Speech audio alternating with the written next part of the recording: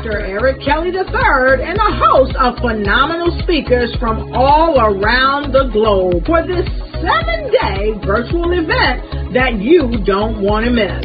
The mission of the Black Business Expo is to raise scholarship money from kids all the way from high school all the way from college. The Black Business Olympics is one of the largest Black business showcases in the world. It is an opportunity for businesses and companies to showcase their businesses globally. We are going to be giving away laptops up to $5,000 away to students. Again, I'm Olivia Appleberry, the founder of 2 Cents Finance and one of the speakers for the expo. I am so excited to see you there. For more info, go to www.blackbusinessexpousa.com or call 919-308-9090 and hope to see you there. I am Black Business. From the moment I wake until the time I sleep. Yes, I am Black Business. I am Black Business. Tell me, are you Black Business? I am Black Business. Do you support Black businesses? Listen, I support Black business because I am Black Business. Black Business Expo, one of the largest business showcases in the history of Black business in the world. The world! Sign up today at www.blackbusinessexpousa.com or call 919-308-9090. I am Black Business. I am Black Business. From the moment I wake until the time I sleep, I am Black Business. I am Black Business. Are you Black Business? I am Black Business. Do you support Black businesses? I support Black business because I am Black Business.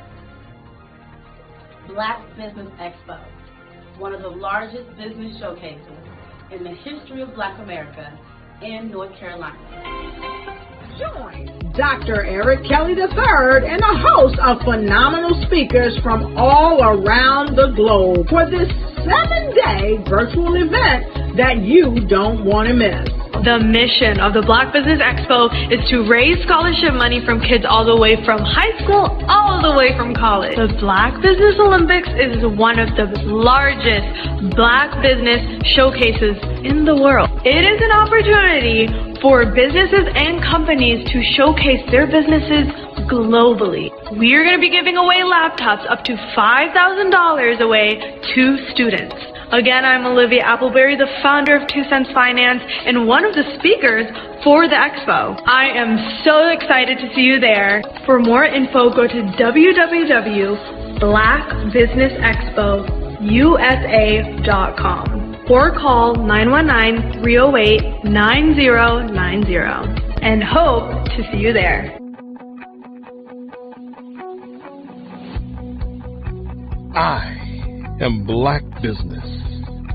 From the moment I wake until the time I sleep. Yes, I am Black Business. I am Black Business. Tell me, are you Black Business? I am Black Business. Do you support Black businesses? Listen, I support Black business because I am Black Business. Black Business Expo, one of the largest business showcases in the history of Black business in the world.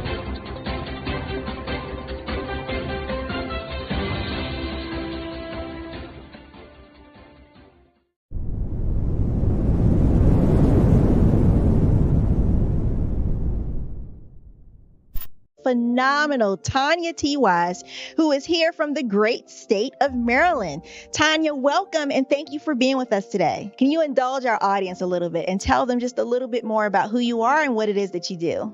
Well, I love being able to talk to people and have a magnetic attitude, being able to just show them. So I always like to say, level up is Coach at Tanya T.Y. is here. So can you tell our audience, just give them a teaser about what your presentation will be about? So my philosophy is that we should all be living our dream life. So tomorrow I'm going to talk about how you start living your dream life. What are some of the things that you thought about in your childhood that you just kind of let go and dormant? Wow. And I want to reignite that and just give you some pointers and some tips, some tools, some strategies to be able to start living your best life now. And guess what, Rhonda? And leave an inheritance for your legacy. Oh my goodness. Okay, I know that's resonating with a lot of people. I've heard that you have a dynamic coaching program. Can you tell us a little bit more about that? Absolutely. So our coaching program help people that have the lack of time, that lack strategies, and lack the confidence to go after their dream life. So we help them implement tools, we help them implement strategies, as well as give them resources so that they can live their best life now and leave that inheritance. Wow. Oh, I love that. I love the leave the inheritance part. Listen, you are dropping some major nuggets, and I know a lot of what you're saying is resonating with a lot of people, but I think we're all curious. How did you even make this transition into the speaking and coaching arena? What's the story behind this? So I started out in finance, and I realized that a lot of people don't necessarily go after their dream life because of the lack of finances or the education behind finances. But it wasn't until I lost my firstborn, my only son, that life changed for me. And where I was going after it all, living the corporate life, hit my 6-figure income and living in my dream house with my dream man, driving my dream car. I nearly lost it all when I lost my son. And so I realized it only takes one financial catastrophe that can change your entire life. That's what made me start All New Beginnings. Because no matter what's going on in life, there's a new beginning. And because of that, we develop a program called Wise Minded. My little slogan is, don't just dream it, let's live it. If they want to connect with you or work with you, what is the best ways for them to be able to do that? Well, for my social media guru, you can connect with me on every single social media platform as Tanya T. Wise.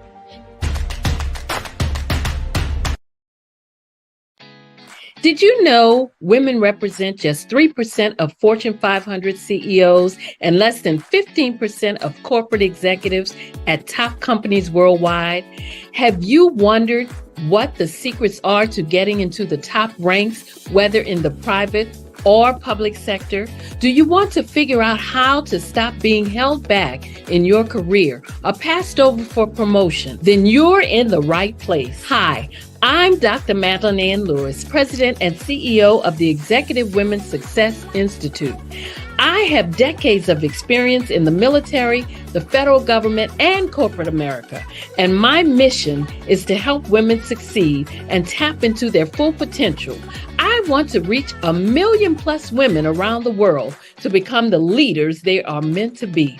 So if you want to move into a management or executive level position, or maybe you are a female veteran transitioning out of the military into business entrepreneurship, then reach out to the Executive Women's Success Institute at 301-693-3284. Let us get you on the fast track to success.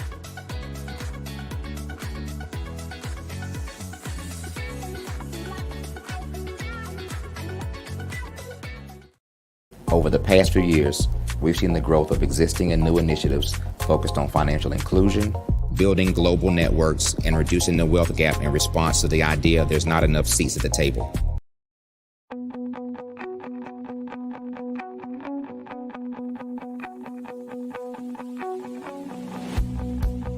Over the past few years, we've seen the growth of existing and new initiatives focused on financial inclusion, building global networks, and reducing the wealth gap in response to the idea there's not enough seats at the table.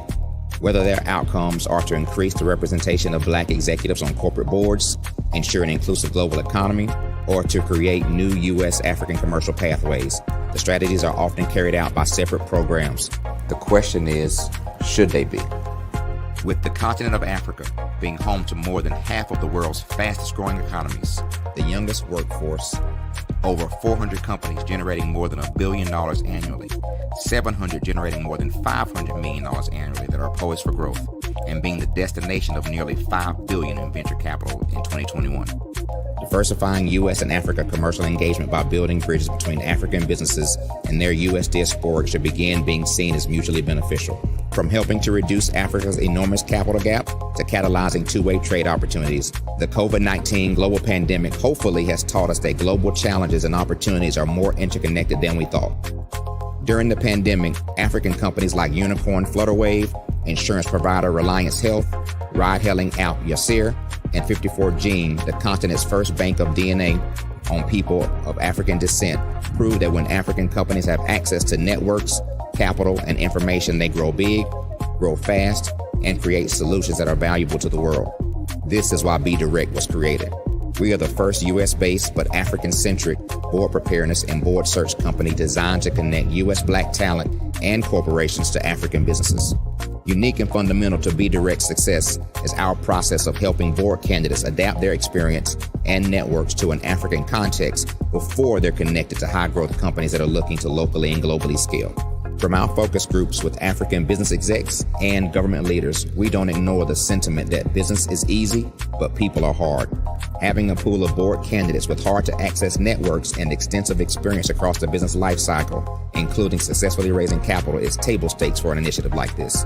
So yes, we have that. But corporate or entrepreneurial success in the U.S. does not guarantee success in Africa. Developed alongside industry partners on the continent, our training program, Be Direct Prep, is designed to transpose their experience to create cultural comfort, understanding, and a commitment to helping businesses in Africa scale. Our board governance sessions are African, continental, and country-specific, integrated with cultural awareness and dexterity training, masterclasses led by African industry execs, and mentoring and coaching from African continental-based facilitators. But even more unique to Be Direct Prep, we cap off our training program with an immersion trip to help candidates that have not been to Africa before see and feel Africa's complexity and opportunity from African soil. We all know traditional network-based board placement has historically left a lot of us out of ever really being in the paid board pipeline. Our strategy supports the work of many great organizations that are successfully filling seats at U.S. board tables by creating more tables for those that are still left on the sideline. It's time to start seeing the role and value of U.S. Black talent and businesses on the continent of Africa differently. Old perceptions and habits limit economic inclusion. Let's transition Black talent and the African businesses they will support from the periphery of the global economy to its core. Living in a global lockdown, we all know now how fast local and global economies can change, and see the value of having businesses that hire, strengthen local value chains, and even grow globally. Status quo in any form holds back progress. We must democratize U.S.-Africa commercial engagement by socially and economically connecting cultures that have long been disconnected. It's time for Africa's U.S. diaspora to redefine their global value by helping African businesses scale continentally and globally.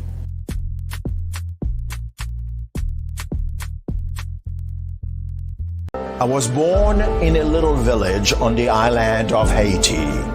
Many deadly diseases pounded me. It is as if they were on a mission to end my existence on this earth. I refused to give up. In 1983, I left Haiti and came to the United States of America.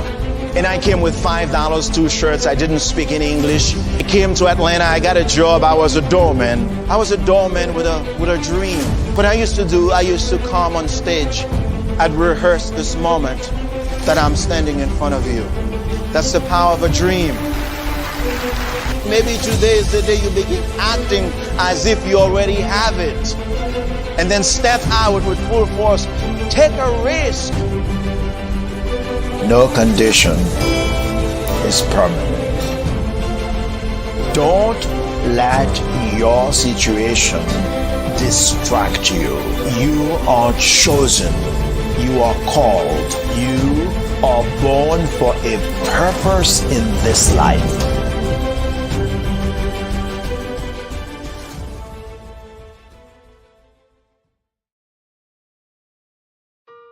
Hello, this is Israel, and I am CEO of Daydreams Interactive and author of Princess Planet. So, genius is common, and as a kid, I loved to daydream. Even as an adult, I love to daydream. And when my daughter became 6 and loved princess characters, but we just could not find the diversity that showed her, we created our own characters. So, for instance, you have Princess Nulu right here. Princess Nulu is from Uganda, and her genius is that she loves to take care of animals. She can actually even listen and hear what they say. And then we have Princess Isabella right here. Princess Isabella, she's from Cuba, and her genius is biochemistry. One day she hopes to eliminate disease. Then we have Princess Nia right here, and Princess Nia is based off of my daughter, and she is what she wants to be, the greatest dancer alive. So that's her genius. So what's your genius? My genius is my imagination. Genius is common.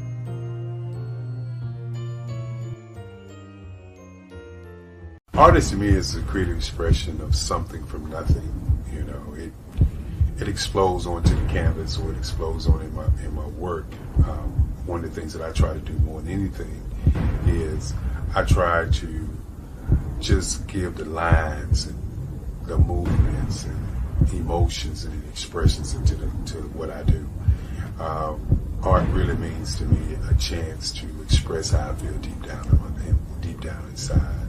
Most of my art begins as a thought that I might have, you know, whether it's sports, whether it's history, whether it's a woman or a man. It pretty much starts as an idea of thought before I get into the actual image of what I'm going to draw. I do a lot of historical pieces. I was a history minor in college, and I love to do history pieces. And a lot of times I'm thinking about history, and then I try to make that history impact you as you look at it. That's one of the reasons I do pictures so large. You know, people ask me, why do I do the pictures so big? And I tell them, I want the piece to impact them as they're looking at it, to kind of dominate them, dominate their space. And most of my pieces I try to do off page. I don't try to do anything that's going to be in those 4 corners or in a square. And I want your imagination to be a part of the piece that you're looking at.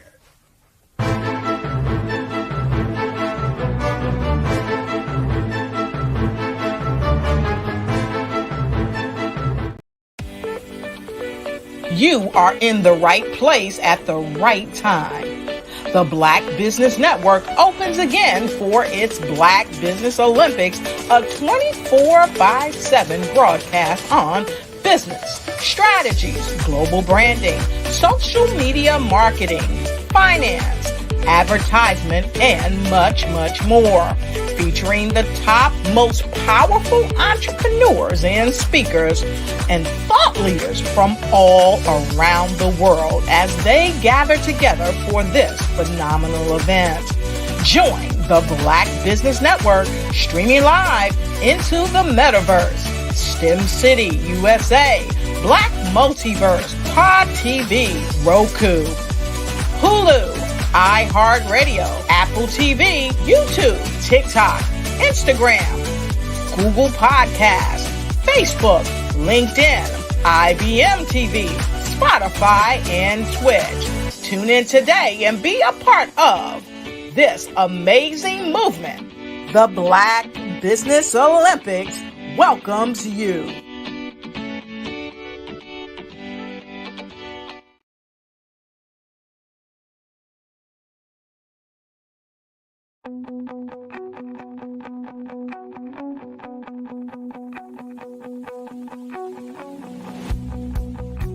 I am Black Business.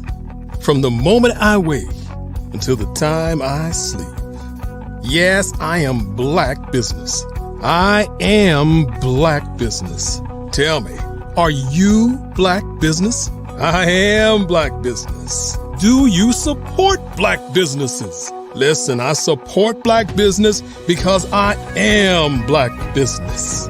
Black Business Expo, one of the largest business showcases in the history of Black business in the world. The world! Sign up today at www.blackbusinessexpousa.com or call 919-308-9090. I am Black business.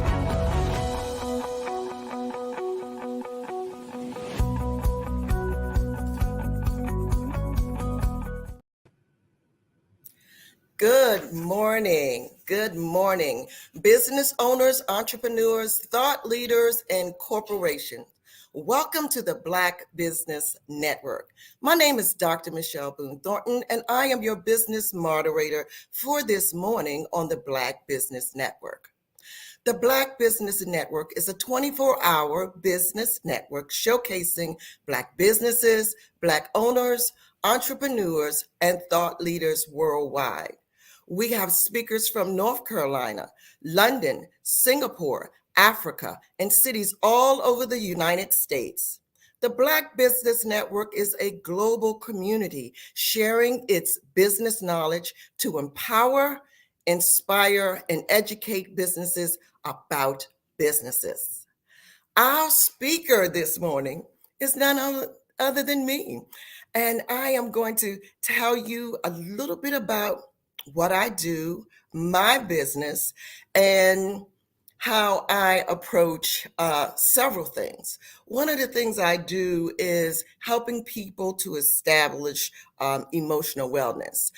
This came about from a combination of my expertise in mental health for over 20 years and in higher ed. So that gave me that teaching format in the knowledge of mental health and illnesses to put together. Today, I'm going to talk about my platform and masking emotions during the holidays. And I am a speaker, a conference person. I attend conferences and speak. I do radio retreats, international interviews, and I train employees, corporate and professional development all over the world. Emotional wellness is something that has to really be taken as serious as our physical health, because how we show up determines how we lead and how we create all sorts of things. And so when these things are blocked, and we start to mask real feelings, real true deficits that we feel we have, we mask everything, even our creative side. I have worked with children and families and adolescents for years, and I understand from all age group categories and developmental stages how masking starts and how we continue it and how society perpetuates it.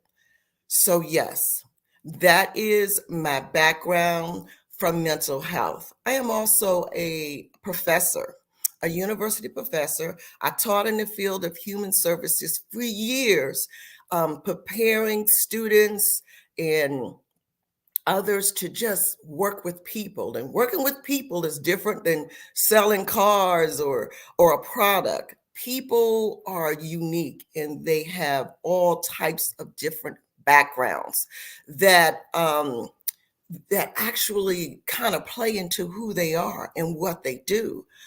So human services brings a big piece to this.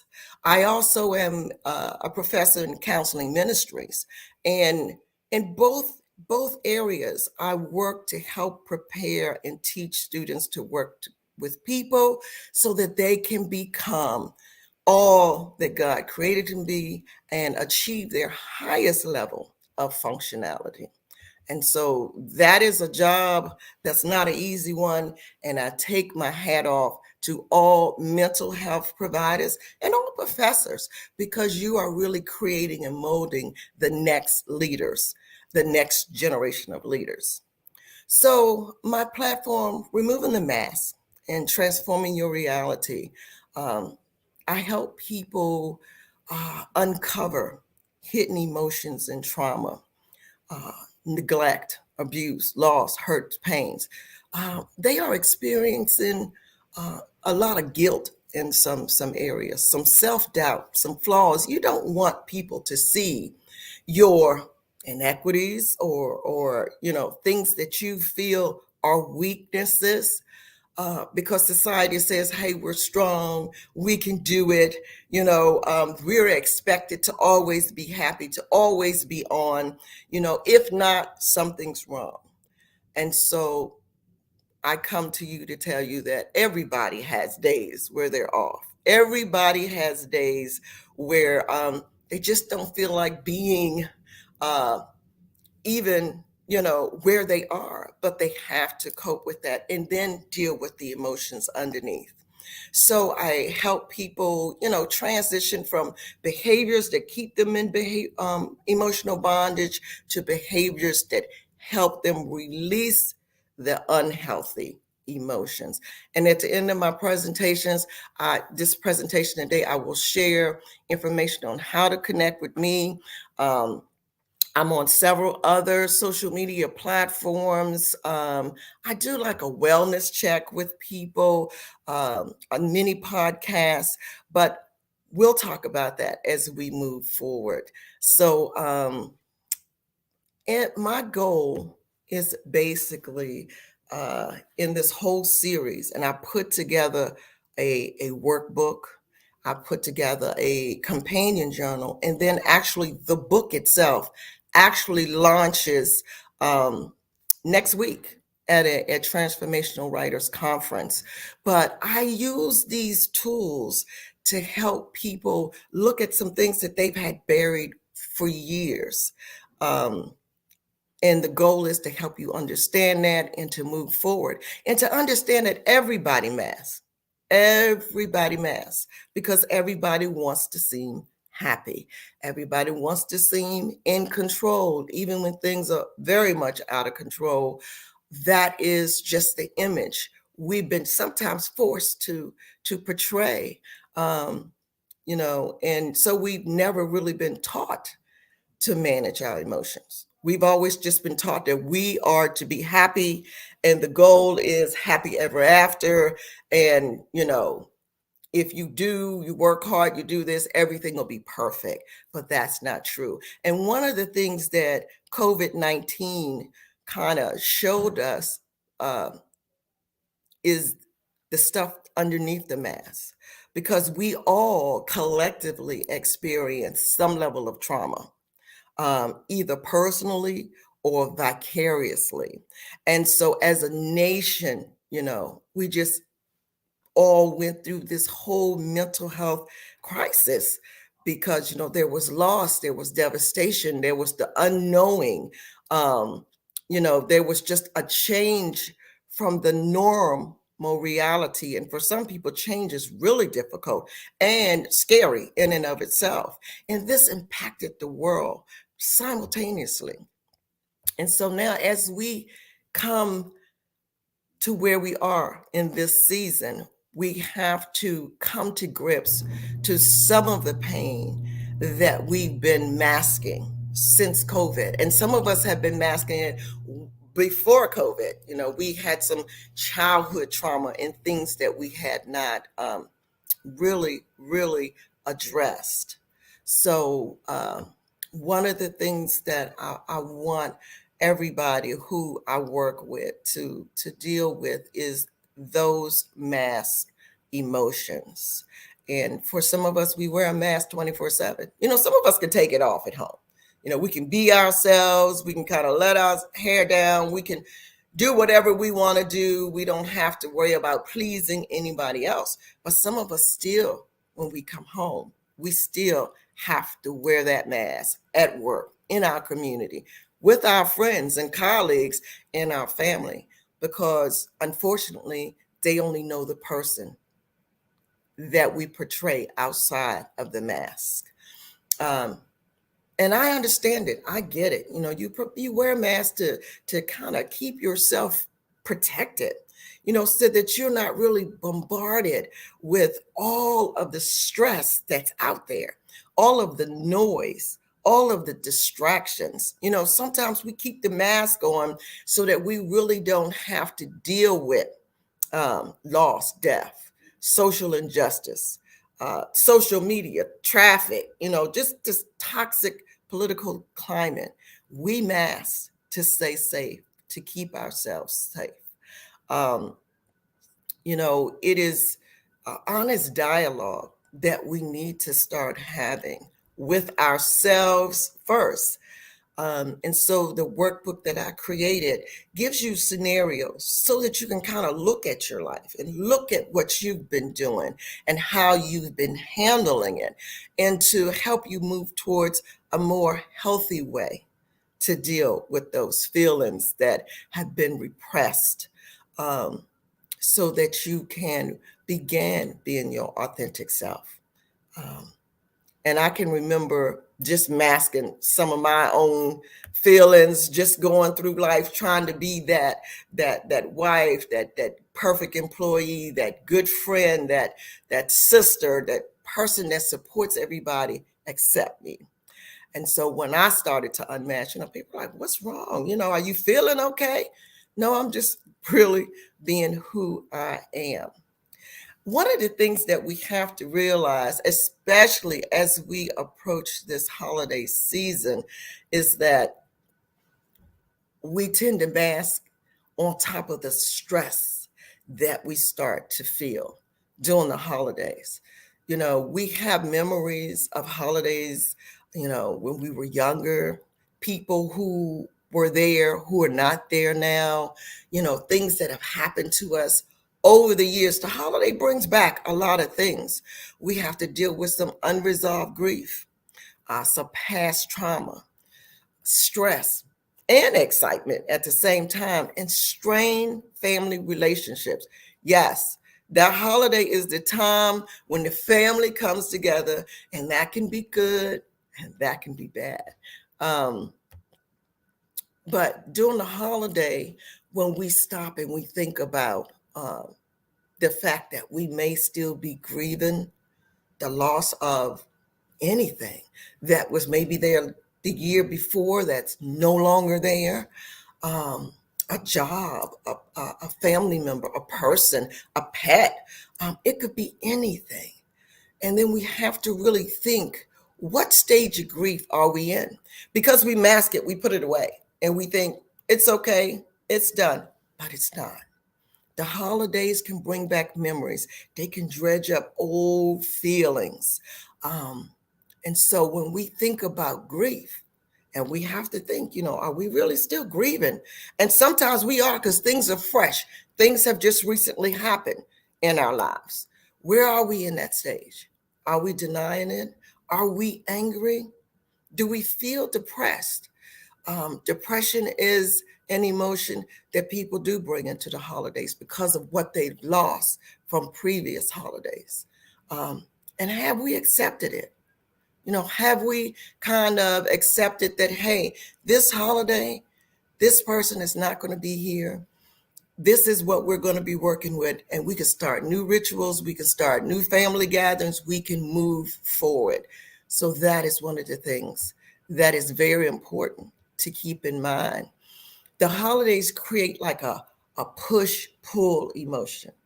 It really does, because of the grief and the heart and the hurt. You have to know that you're not alone. You don't really want to think about that. I'm supposed to be happy.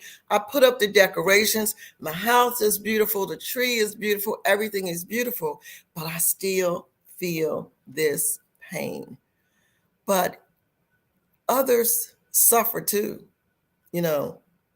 Everything can't be merry and bright, but peace and comfort still are attainable for you in the holidays.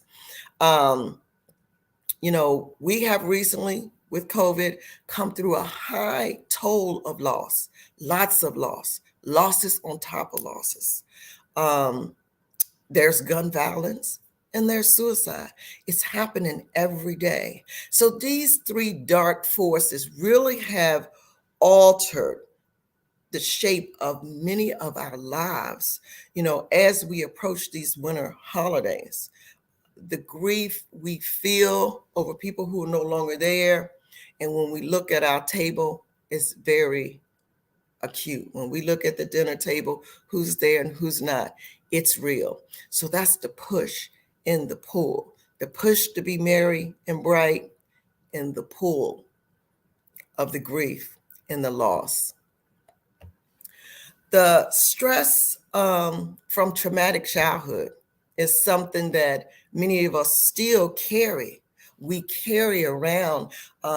In my workshops, I do an exercise to help people kind of identify stress, self-imposed stress, and then there's the stress of trauma that we carry from childhood abuse and neglect. Grief, loss, physical, emotional, sexual abuse, intergenerational, cultural, and history trauma. Just trauma. Some of us have had some medical crisis, and they've created a trauma in our lives. We are no longer the people we feel we were because of it. And there's uncertainty, the wellness, the sickness, that type of thing. What course will this take? And so that is traumatic in itself. Some people have, people in the military who overseas, and we have wars in Gaza and Israel and everywhere. So this is just something that is in our environment, and we don't want to deal with it every day. In fact, we want to wake up and be happy and move forward and be grateful, and we should.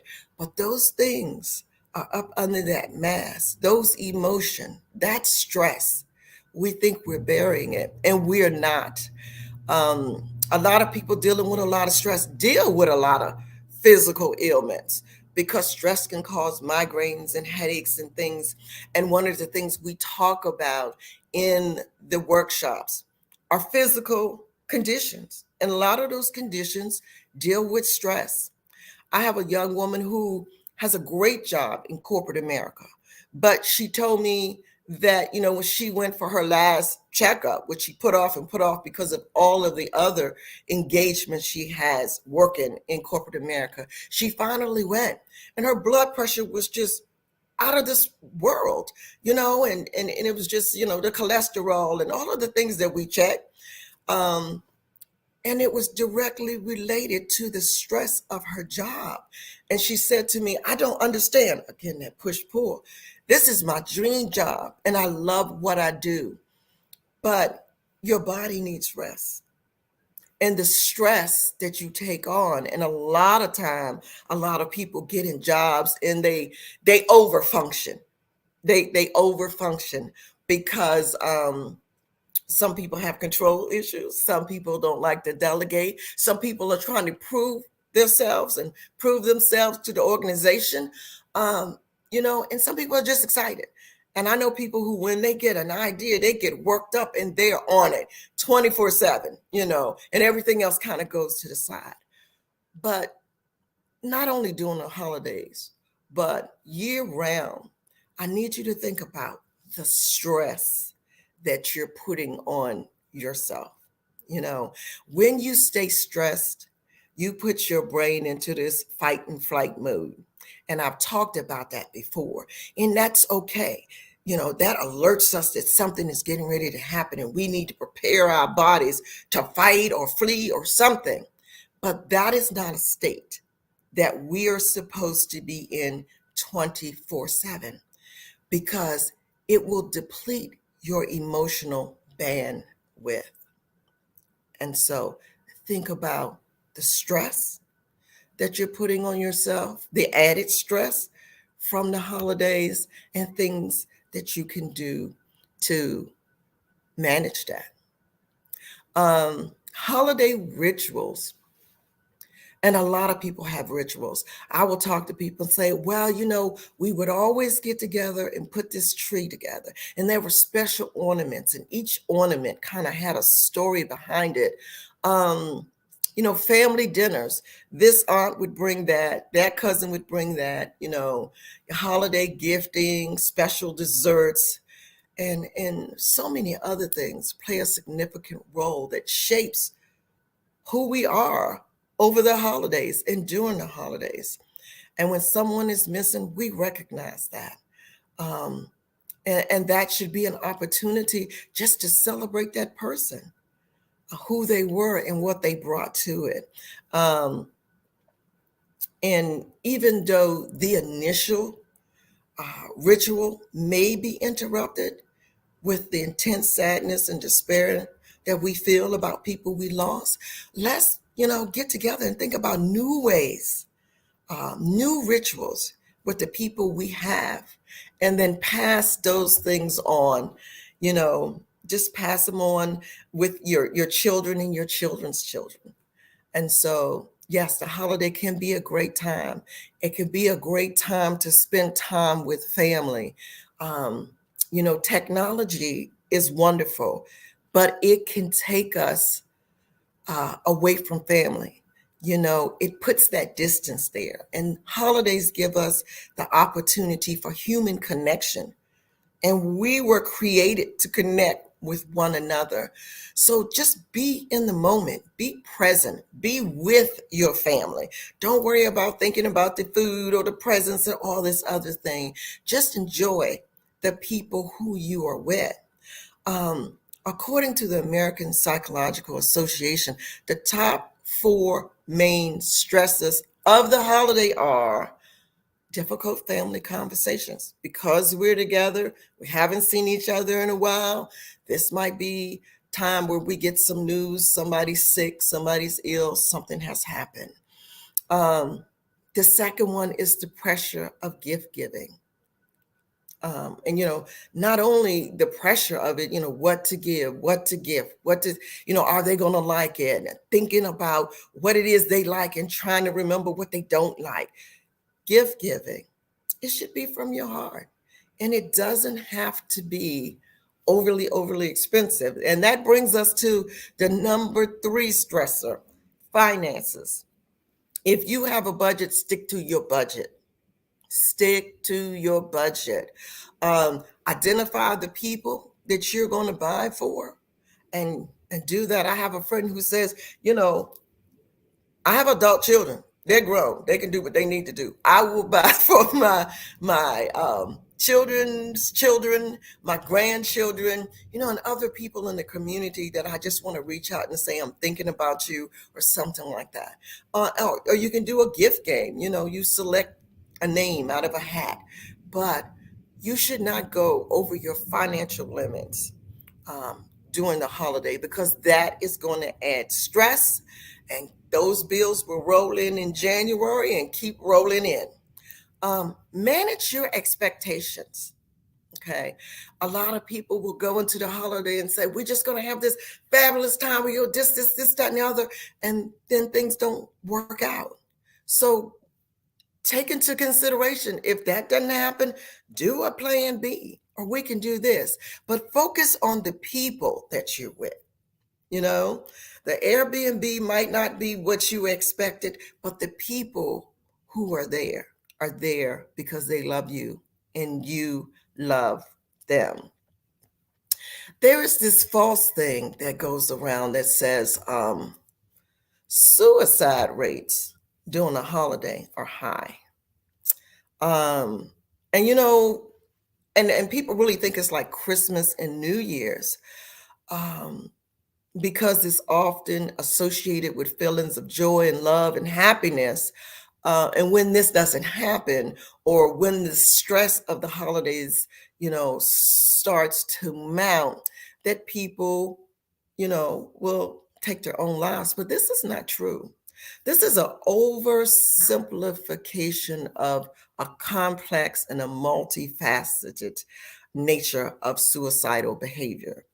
It's not true. This type of oversimplification can kind of just lead to people not getting the support that they should get. for those struggling with ideas of suicide, I absolutely say, hey, this can happen anytime, holiday or anytime, and seek that mental health support that you need. Contact a crisis line, deal with it on that level. Many factors can contribute to mental health conditions. It can be life events, stress. It could be anything. It's not just one time of the year.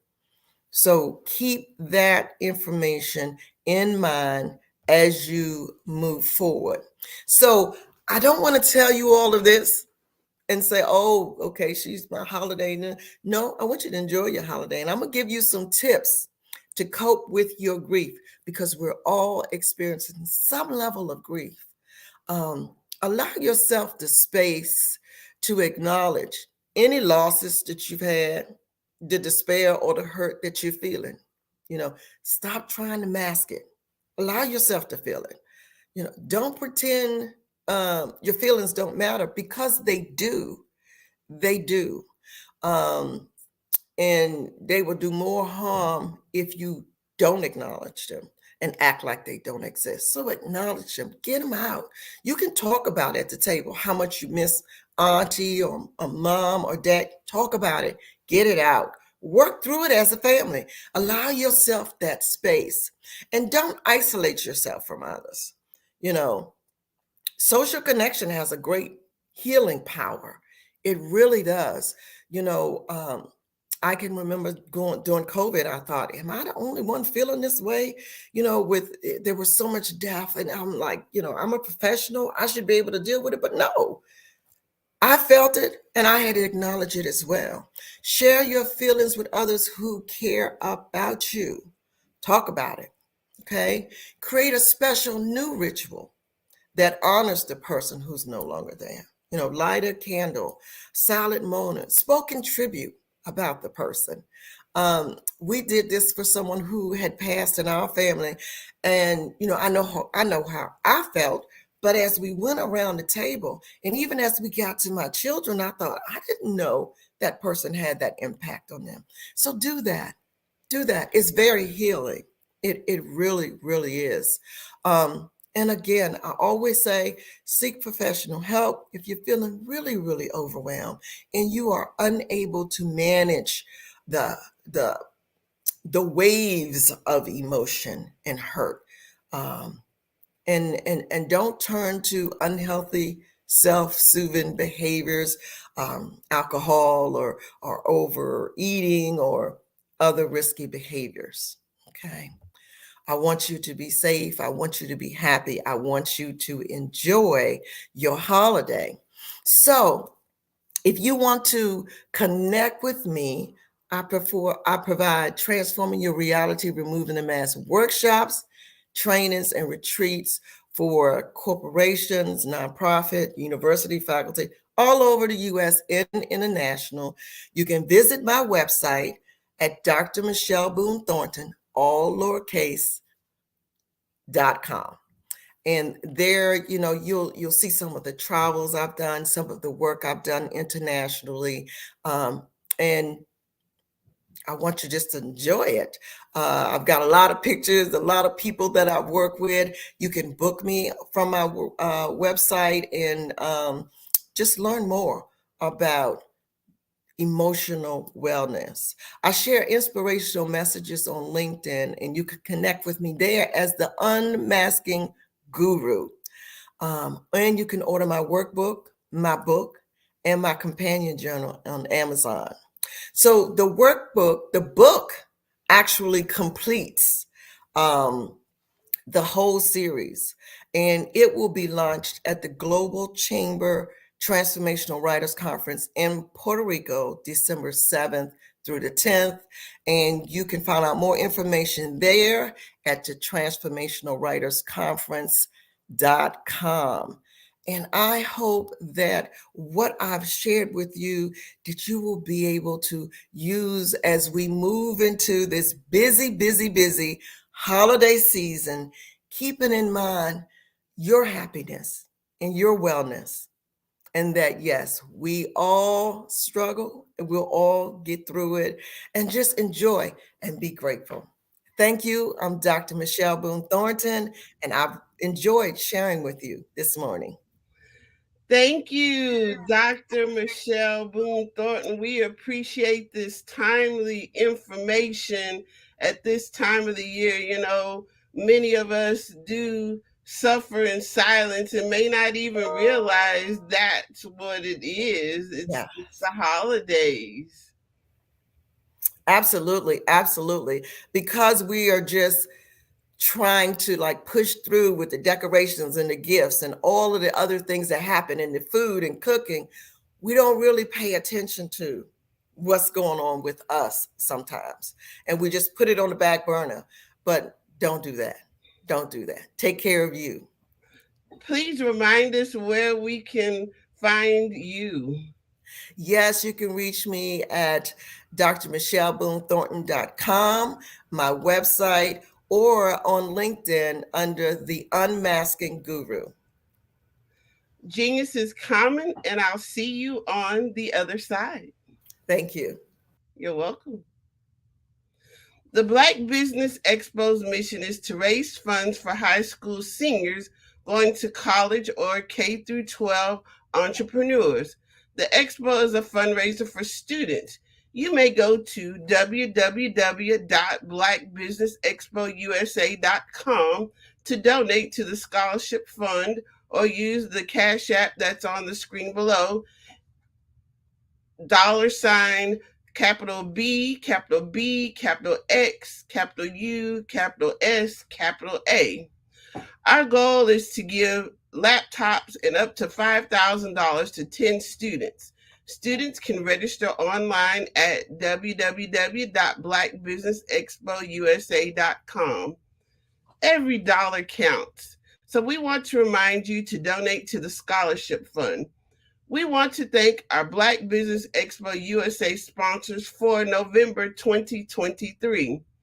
NC 100, Moody Capital Partners, Suede Soul, Lotus Richey Coaching and Training, the Carolina Virginia Minority Supplier Development Council, Step Management, 5-Star BDM Media, Barbara H. Smith LLC, Margie McLean Foundation Incorporated, Genius is Common, the Hello LLC, Earth Essentials, Mullane Shania Global, Executive Women's Success Institute, The Quality Coaching Company, Superwoman Business Services, Creative Force Studios, Lee Entertainment, Artistic App Design, Black Business Expo USA.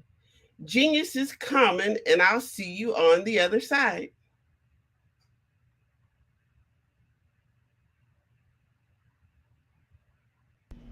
Why do I do what I do? You know, my life coach asked me that a few years ago, and she said, Tony, what's your why? And I told her, and she said, girl, you've already accomplished that. Perhaps you need a new why. Hi, Tony Harris, Amy Hoydu with Say It Said Marketing, one of your students. And just wanted to say thank you, Tony Harris, for spending so much time with me and giving me that boost in my business that I so drastically needed.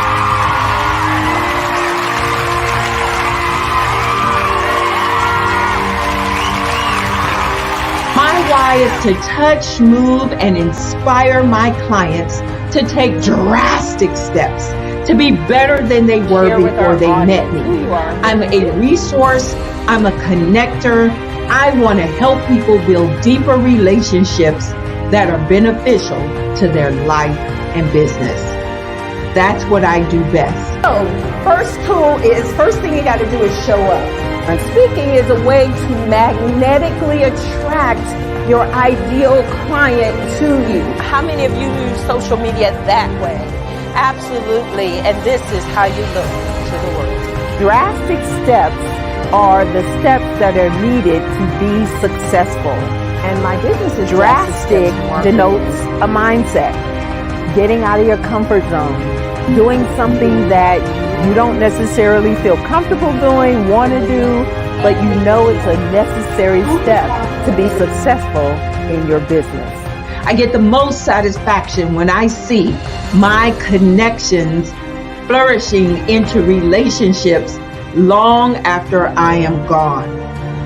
Hi, my name is Jasmine Augustine with Media Jasmine, and I've joined several networking and referral groups in the area.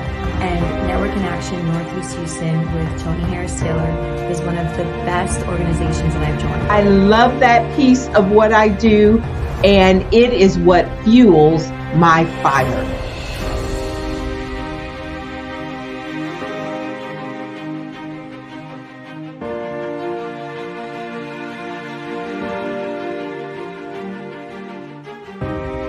My name is Tony Harris Taylor, saying take a drastic step today for a fantastic tomorrow. Ladies and gentlemen, and fellow professionals, please allow me to introduce myself. I am David Jones, the co-founder and CEO of the Hello LLC, where I am passionately dedicated to guiding individuals and businesses toward their own return on time investment. Time is my only competition. With over 20 years of experience as a corporate C-level executive, I bring a wealth of knowledge and expertise to the Hello LLC. My career journey has been marked by a relentless pursuit of excellence in marketing, strategy, and business management leadership. I have had the privilege of working with renowned Fortune 500 companies such as Xerox, American Airlines, Hilton, and Geico. However, what truly drives me is the transformational work we do at the Hello LLC. We are pioneering a new approach to business in the metaverse, where we empower businesses and individuals to build strong foundations, automate their processes and systems, while thriving in the ever-evolving digital landscape. More than just a 3D digital marketing agency, the Hello LLC is truly a community built on love, kindness, and integrity. We want more for you than from you. As I often say, collaboration is the new competition. In an era where time is the most precious commodity, I am here to guide you toward your own return on time investment, because if time was sold in stores, it would be sold out. With a deep commitment to excellence and a strong belief in the power of community, I don't just lead a company, I lead a movement into the future of business. Ladies and gentlemen, it is both an honor and a pleasure to be your guide on this remarkable journey. I am David Jones, and together, we will embrace a future marked by success, collaboration, and the transformative work we do at the Hello LLC. Hello stands for helping everyone live life optimally. So, let's make that pivot together and start living life optimally today. Sometimes you got to hear the news from the Black perspective, and more specifically, Black publishers. And that's exactly why you have to download the HeyTie app, the largest mobile app delivering breaking news, videos, and podcasts from 200 of your favorite Black publishers. Yes, 200 Black publishers delivering news as it happens, literally all in one app. Go to HAYTI.com or download the app in the Google Play Store or Apple App Store. It's completely free, along with information that you can trust, so go check them out.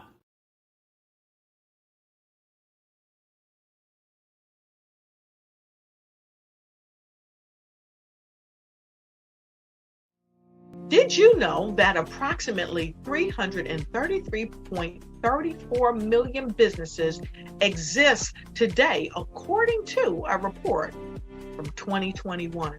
And you may be one of those businesses, or maybe you're not in the business market yet, but you're aspiring to be a business owner. Well, guess what? You're in the right place at the right time. Because let's face it, everything is about timing and opportunity. Hi, my name is Dr. Lotus Richey, and I'm the CEO and founder of the Lotus Richey Coaching and Consulting LLC, along with the Lotus Richey Ignite Show. 15 minutes of success with Dr. Lotus Richey, as well as books to boom your business and bring who you are. And today, I want to bring this amazing message to you about the Black Business Network and the Black Business Olympics. See, the Black Business Network and the Black Business Olympics is designed to help people just like you, that's right, that look like me, to take their business to the next level. Not just in your front yard or your backyard, but globally. The Black Business Network and Black Business Olympics is designed not to just help you survive, but to help you thrive. So join us today as we come together with businesses all around the world to support our students, our children, our young teens, our young entrepreneurs. What we do is we come together to help raise funds for students who are aspiring to be business entrepreneurs, who are aspiring and who are thriving in college.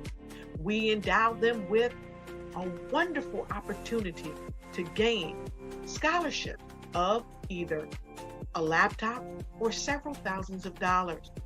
And we invite you to help be a contributor to this amazing opportunity to help someone that looks just like you. So join us today at our website and let us connect with you and help you ignite and take flight in every area of your life on the Black Business Network and the Black Business Olympics.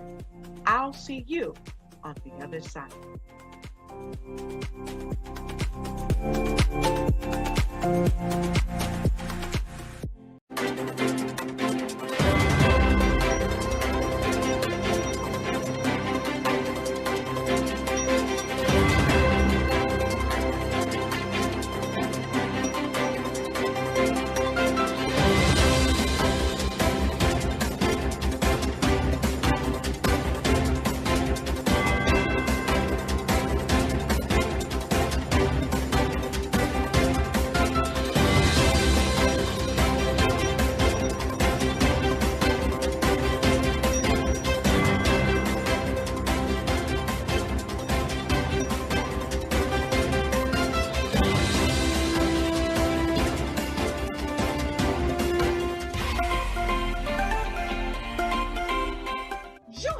Dr. Eric Kelly III and a host of phenomenal speakers from all around the globe for this 7-day virtual event that you don't want to miss. The mission of the Black Business Expo is to raise scholarship money from kids all the way from high school all the way from college. The Black Business Olympics is one of the largest Black business showcases in the world. It is an opportunity for businesses and companies to showcase their businesses globally. We are going to be giving away laptops up to $5,000 away to students. Again, I'm Olivia Appleberry, the founder of 2 Cents Finance and one of the speakers for the expo. I am so excited to see you there. For more info, go to www.blackbusinessexpousa.com or call 919-308-9090 and hope to see you there.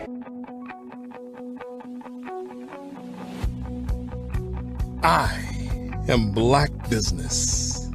From the moment I wake until the time I sleep. Yes, I am Black Business. I am Black Business.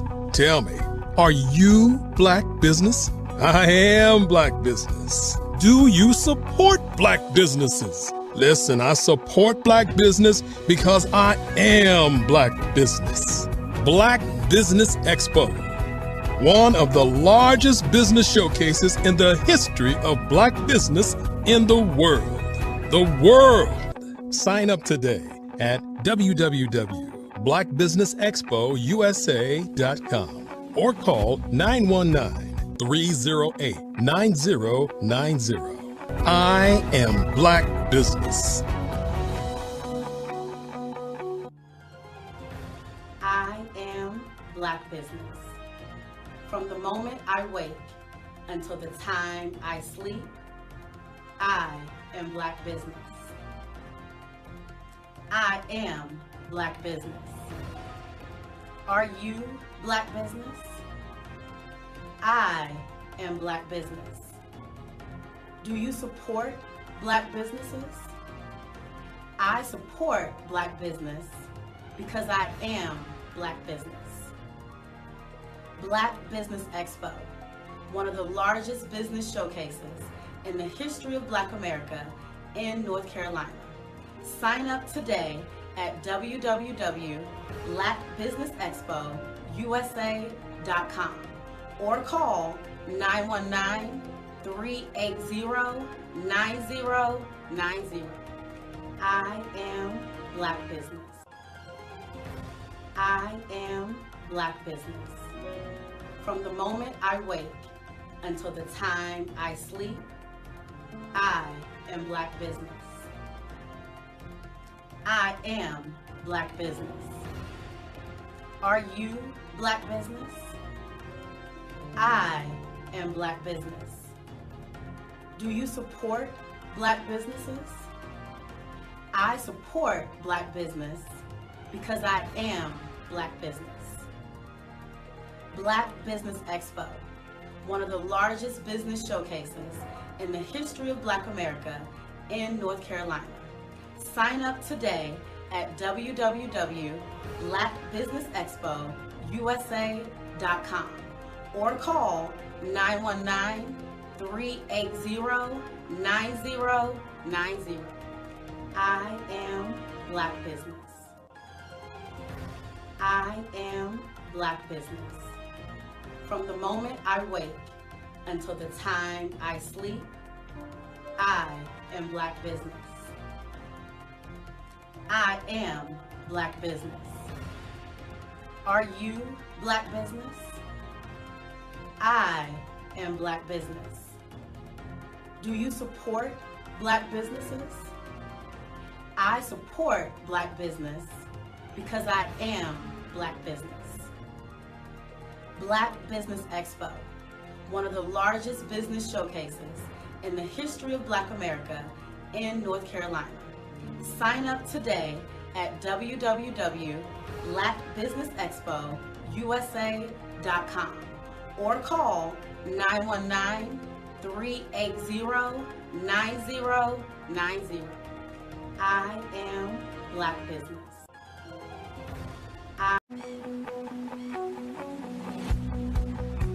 I am Black Business. From the moment I wake until the time I sleep. Yes, I am Black Business. I am Black Business. Tell me, are you Black Business? I am Black Business. Do you support Black businesses? Listen, I support Black business because I am Black Business. Black Business Expo, one of the largest business showcases in the history of Black business in the world. The world! Sign up today at www.blackbusinessexpousa.com or call 919-308-9090. I am Black Business.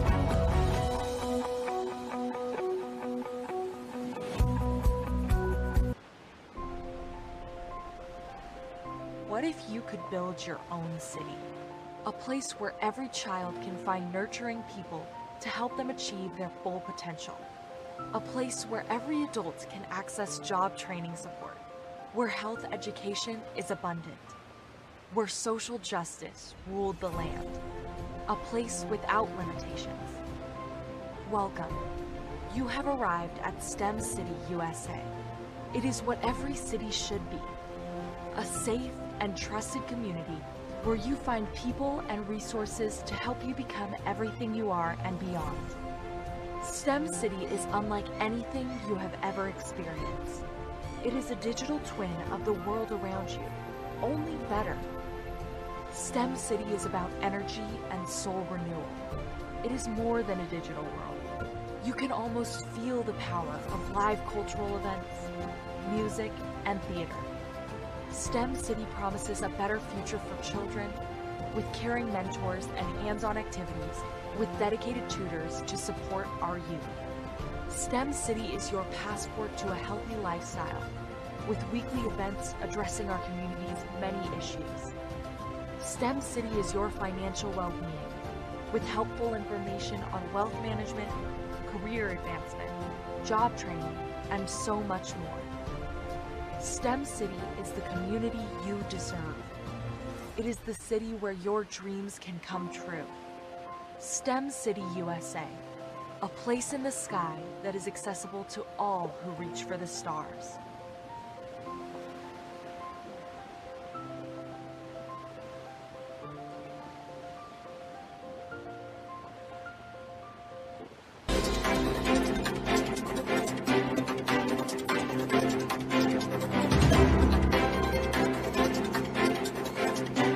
I'm Ramon Ray, founder of Smart Hustle Magazine and smallbiztechnology.com.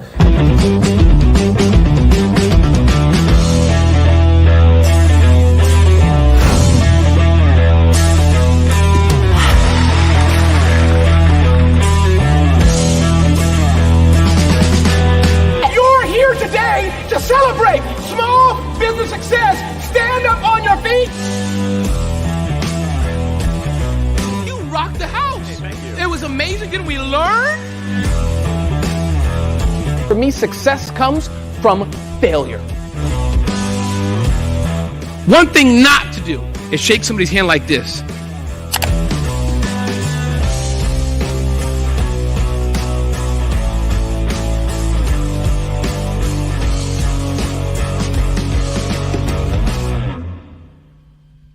I was born in a little village on the island of Haiti.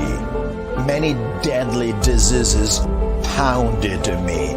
It is as if they were on a mission to end my existence on this earth.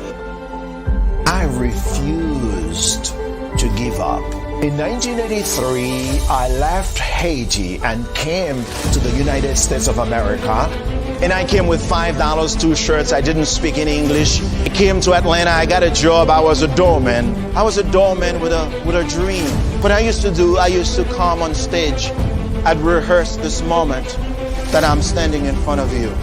That's the power of a dream. Maybe today is the day you begin acting as if you already have it.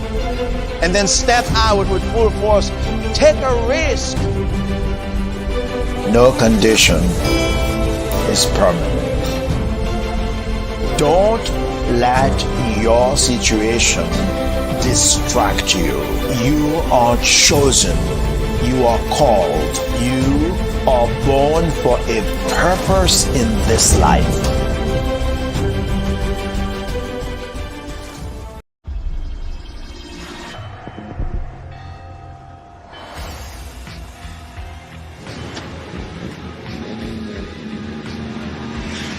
La connexion. La connexion.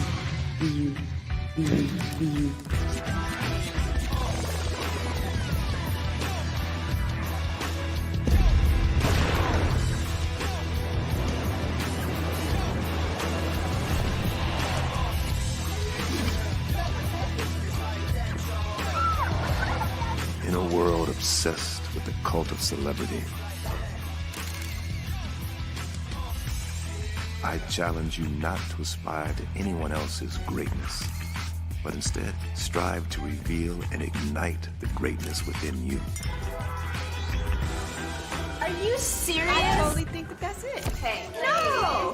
Hey! To me, sexy is a man that knows who he is and what he wants. He's comfortable. You look at him, you see him, he's just comfortable being himself. And you're like, Baby, be you. be you, baby. Just be you. I like it. Introducing the Be You collection, exclusively available at K&G Fashion Superstore. Social media is evolving. It's more vibrant, more colorful, more energetic, and so are you. It's not just photos anymore.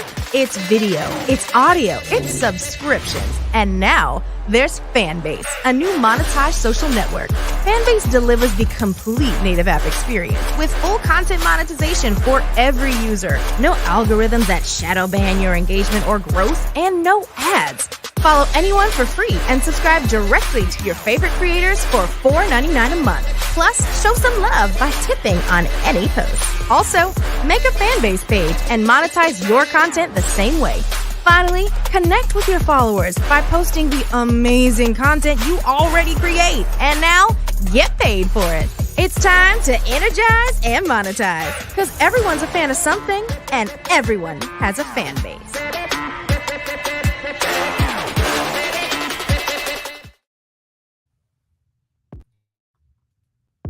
The Black Business Network and Black Business Olympics are essential platforms for Black business owners globally. They provide the tools and support you need to succeed in today's competitive marketplace. Join us today as we collaborate together with businesses from around the world to support our children, students, and young future entrepreneurs, Black businesses and corporations. We raise funds for students going to college and young entrepreneurs who are aspiring to be business owners, and we invite you to be a contributor today.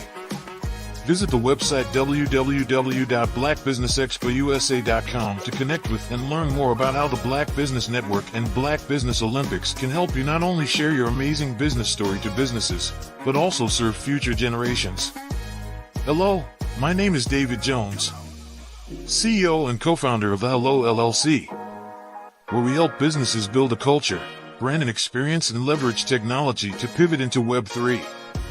Join the Black Business Network streaming live into Roku, Metaverse, STEM City, Black Multiverse Enterprises, Hulu, YouTube, iHeartRadio, Apple, Facebook, LinkedIn, Spotify, Twitch, and Google Podcasts. Tune in, turn on, and let's thrive.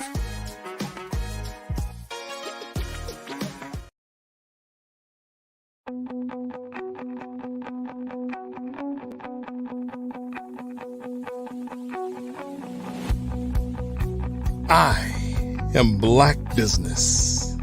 From the moment I wake until the time I sleep. Yes, I am Black Business. I am Black Business. Tell me, are you Black Business? I am Black Business. Do you support Black businesses? Listen, I support Black business because I am Black Business. Black Business Expo, one of the largest business showcases in the history of Black business in the world. The world! Sign up today at www.blackbusinessexpousa.com or call 919-308-9090. I am Black Business.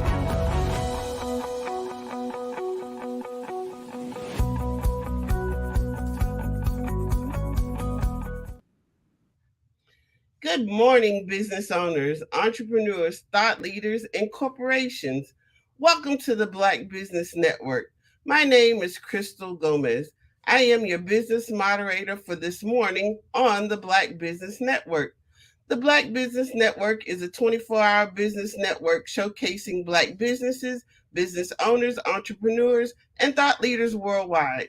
We have speakers from North Carolina, London, Singapore, Africa, Japan, and cities all over the United States. The Black Business Network is a global community sharing its business knowledge to empower, inspire, and educate businesses about business. Our next speaker is Robert Cheeseborough. With over 20 years of experience in marketing and communications, Robert is a passionate and creative leader who drives brand evolution, content innovation, and organizational communication for diverse clients and teams. As the principal solutionist, CEO of Crescendo International, he delivers exceptional communication solutions that combine visual and result-driven approaches with a focus on human capital and DEI advocacy. Some of his key achievements include revitalizing employee engagement, leading crisis communication, and building cohesive teams across departments and industries. He has a proven track record of increasing customer satisfaction, media coverage, and social media presence for clients such as Fleet Core Technologies, Harlan Clark, Los Angeles Lakers, and Clean Start Miami.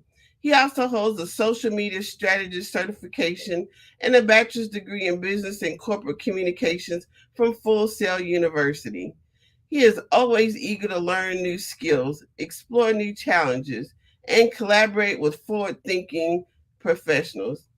I present to you Robert Cheeseborough.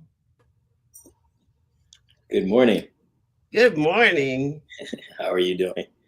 I'm well, thank you. How are you? I'm excellent. Can't complain at all. Genius is common, and I'll see you on the other side. Sounds good. Good morning, everyone.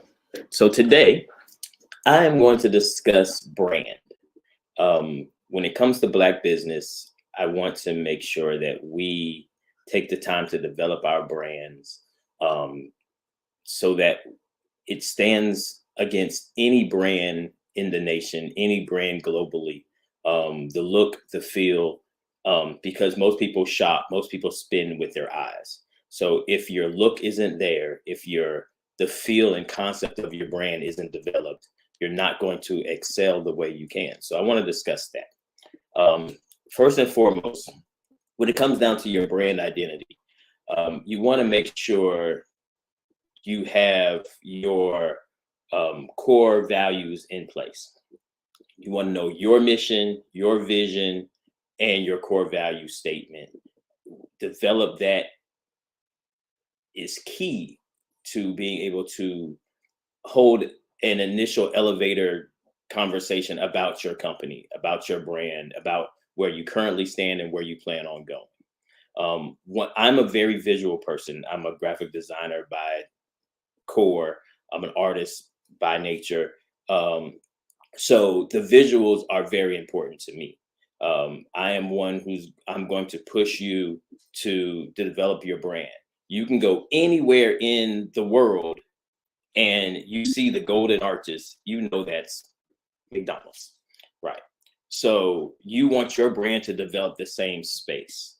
You know, will someone in Afghanistan know your brand today? Probably not. But if you build it the right way, with as fast as things expand across the globe with the internet, your brand can absolutely have a reach. So let's talk about market first. First, you want to determine your target audience. Some people want to sell their product to everyone, and of course you do. But you still have to nail down your target audience. You have to figure out who you're marketing your product to. Unless you have a ton of money to throw behind your product, you have to strategically market your product off base. At the end of the day, you want to work on building your brand. You want to make sure your logo stands and speaks for itself. Someone should be able to look at your logo and know what you do, unless you have a company that you don't want anyone to know what you do. And there are a couple of those that exist. But someone should look at your logo and have some attachment to know what your company offers. It should open the door, at least. It helps your process. Determining your audience is key, because that determines your voice, that determines your identity, you know, your personal identity of the brand itself. You know, how you are as a person doesn't necessarily equate to how your brand views things and responds to things, because you have to be in a position to have a political stance on everything. Everything that's happening across the country, across the world, is something that can affect your brand. As early as late as this morning, Elon is in trouble because he said something, and he's getting pushback on X because of it. You have to be careful what you say. You have to be careful what you stand for. And one thing I would suggest is making sure whatever you do decide to stand for, you stand for it completely, and you stand on that ground, and you're willing to die on it. That's your company voice. That's your entire brand is based on the personality that you create for your brand. You want to make sure your tone is very clear, and it doesn't have to be clean. It just has to be consistent. I have companies that I manage, and they have a very clean, very vanilla stance when it comes down to the tone of their company. But then I have some that push the envelope. You know, how a company like Pinky's Black owned Slutty Vegan, and how they market is completely different than how the regular pizza spot around the corner will market. So you have to pay attention to that. The next thing that's most important for me is your visuals. So when it comes down to your brand, comes down to your logo, like we talked about McDonald's, everyone knows the golden arches. You know, some companies change their logos. I've seen probably 8 different Burger King logos, whereas McDonald's has never changed their logo. You have to decide which lane you want to jump in with that and stick to the ground. If you're sticking with your logo, stick with it. Believe in it. Follow it. You know, and at the end of the day, really what you want to do is you want to get your employees to become walking and talking billboards for you. You want to make sure that your brand is something that someone would want to have displayed on their person, whether that's on a shirt, on a hoodie, on a sweatshirt, on a sticker on their car, on a flag, anything. You want to make sure that you're seen. You want to make sure that your logo stands for something. How I would suggest designing and coming up with your logo. I personally still strive and still develop logos and brands off of the golf ball technique, which is once you create your logo, impose it over a golf ball. Because how perfectly imperfect a golf ball is with the little dots and the little divots in it, if your logo can stand that and put on that arch and put on that ball and hold up and you can tell what it is, then your logo's in the right space.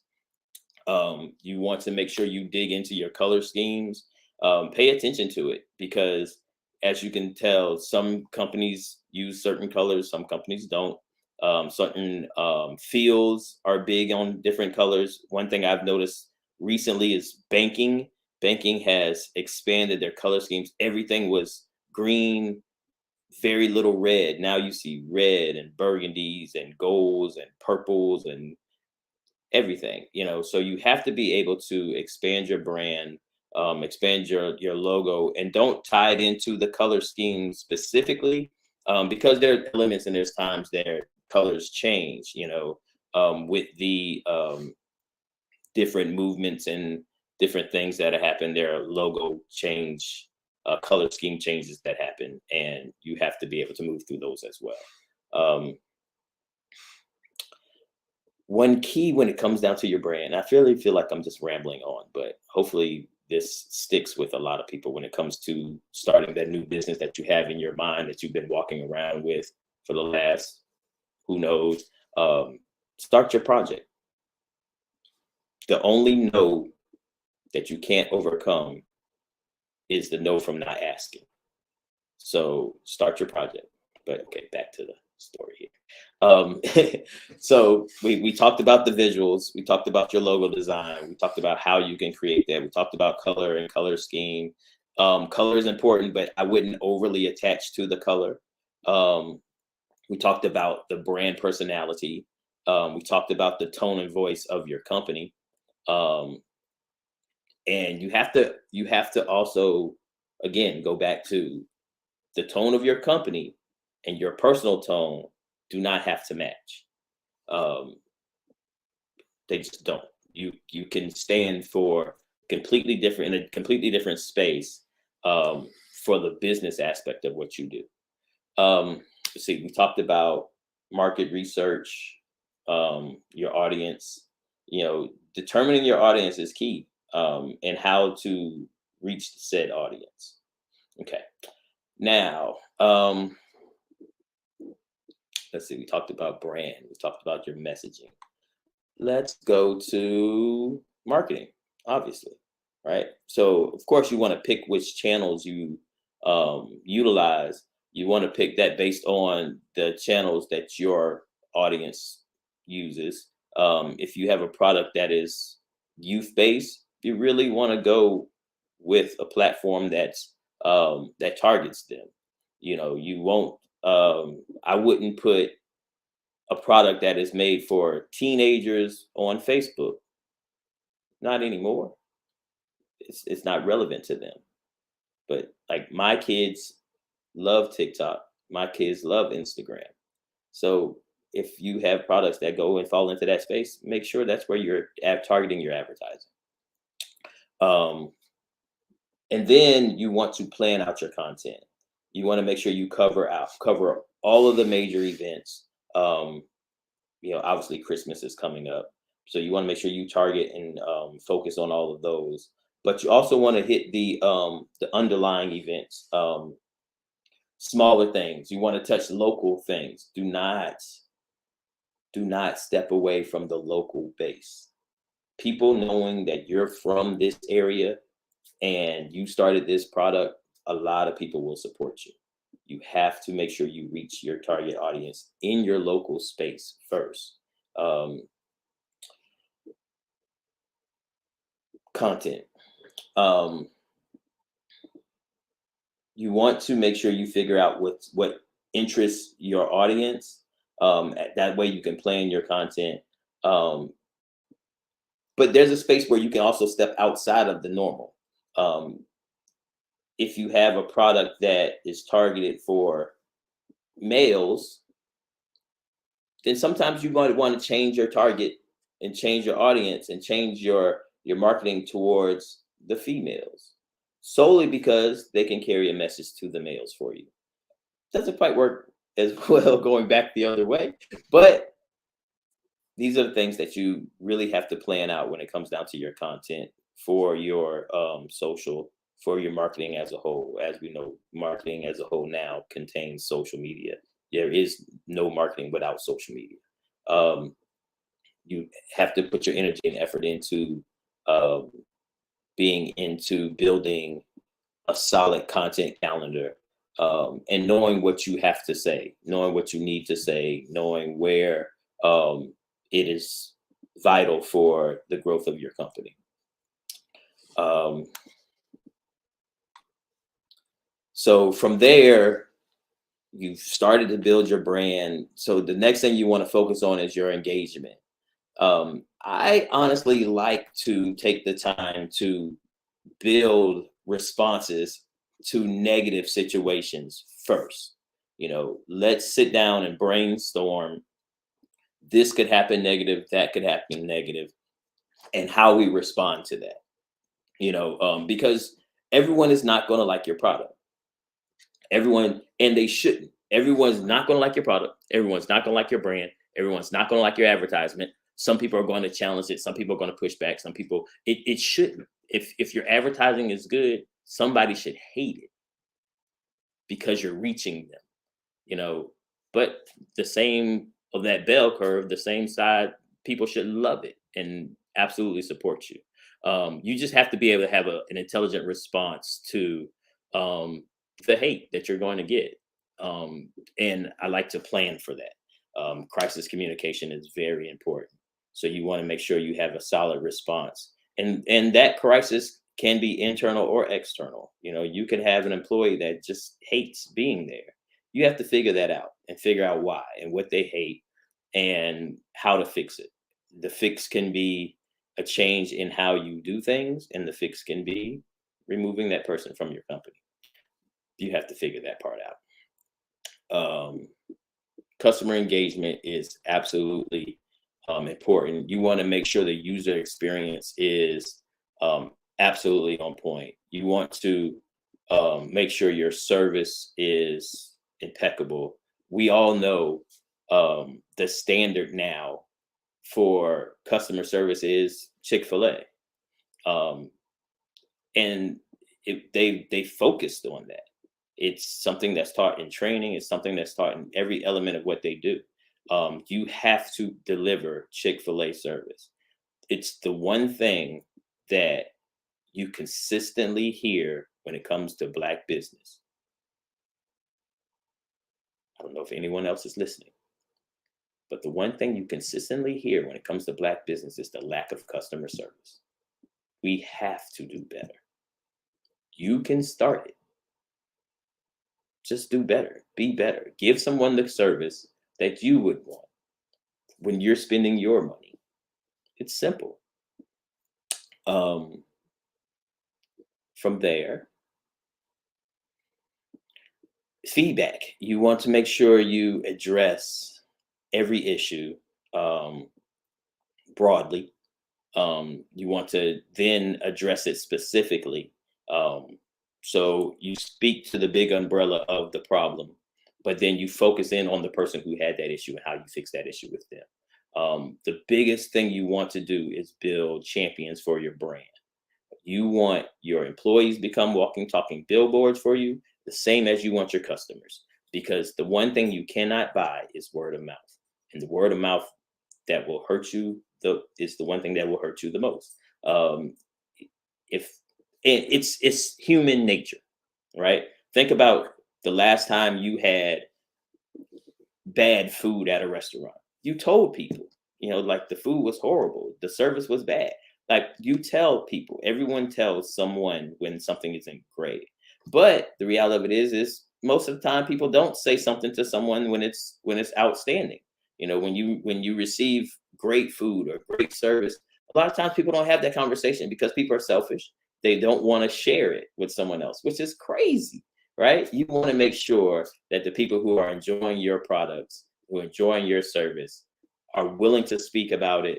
You have to incentivize them for that, whether that's giving percentages off or giving free gifts. I am a huge fan of giving away a t-shirt with your logo on it, because you never know. You never know. Someone may throw that t-shirt on to run around the corner to go to the store, and then someone else sees your brand, and that's all you can ask. So I am a very big proponent of making sure you spread your brand in that method. When it comes down to your feedback, you want to continuously improve your feedback. You want to make sure that you dive into issues, and you don't want to just leave it. You don't want to address it once, call yourself pseudo-satisfying the customer, and move on. Circle back, build a team or build a segment of your time where you respond, and then you follow back up later with a response and check on the customer, check on how their interaction with your business moved from where they were. If they purchased something else, if you can incentivize them to come back.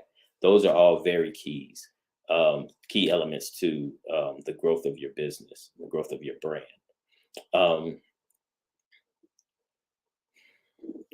KPIs are important, your indicators are important, and that's how you can truly track your brand.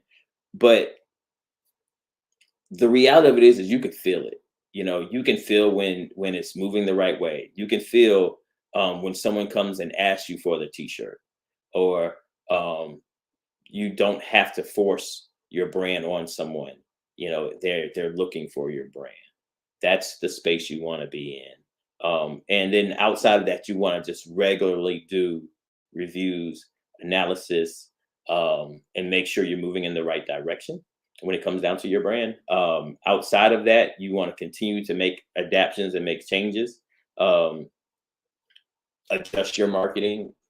Some things work, some things don't. Some things work based on the timing. And you have to determine, if you put out a project, put out a marketing campaign and it doesn't take off, is it timing based? You were in the wrong space when you launched that, or is it the product itself, or is it just the marketing that you used? Be willing to make the adjustments, be willing to make the changes. Don't hesitate on the adjustments, because the faster you adjust, the faster you can fix it. Just and build solid brands, everyone. There is so much space with the growth of artificial intelligence. There's so many roles that are going to be gone in the next 10, 20 years that are going to be completely computer automated.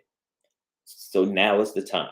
If you have in your mind that you want to start a project, you want to start a company, you want to offer a service, you want to, whatever it is. And I am a proponent of all Black business. I don't care if your business is house cleaning, to lawn service, to graphic design and web building, to comms, whatever it is, start it. Start now. Like, you actually should have started yesterday. You should have started hearing this. But start now. Like, start now. Contact me. Contact the Black Business Network. We're here to help. We're here to help you grow. We want you to be excellent at what you do. So ask for help. I think that's one of the biggest elements when it comes down to brand that we won't do. I don't get it. Why not ask somebody for assistance? Most people are here to help you. Yes, there are times when people are too busy. There's times where people have so much going on in their lives that they can't. But be willing to assist someone first, but then also be willing to ask for the help that you need too. It's key. So let me run back through kind of what we talked about here. So when it comes down to building your brand, first you want to define your core values, your mission statement, and your vision. These are elements that you need to know. So when you have an elevator conversation, not necessarily on an elevator, but you have someone's, 2 minutes of someone's time to explain what you do, you want to know these elements. Okay. Target your audience. So work on your marketing, work on your audience persona, know who your target is, and then determine where is the best space to reach them. Third, your brand personality and voice. Determine your brand voice. Determine the tone of voice for your company. And understand that there's space where you have to take your personal tone out of the business.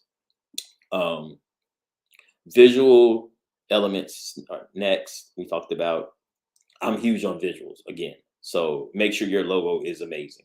Make sure your logo stands for and tells what you do, and work on your byline, work on what your company does, build your color schemes out, understand the font selections that you use.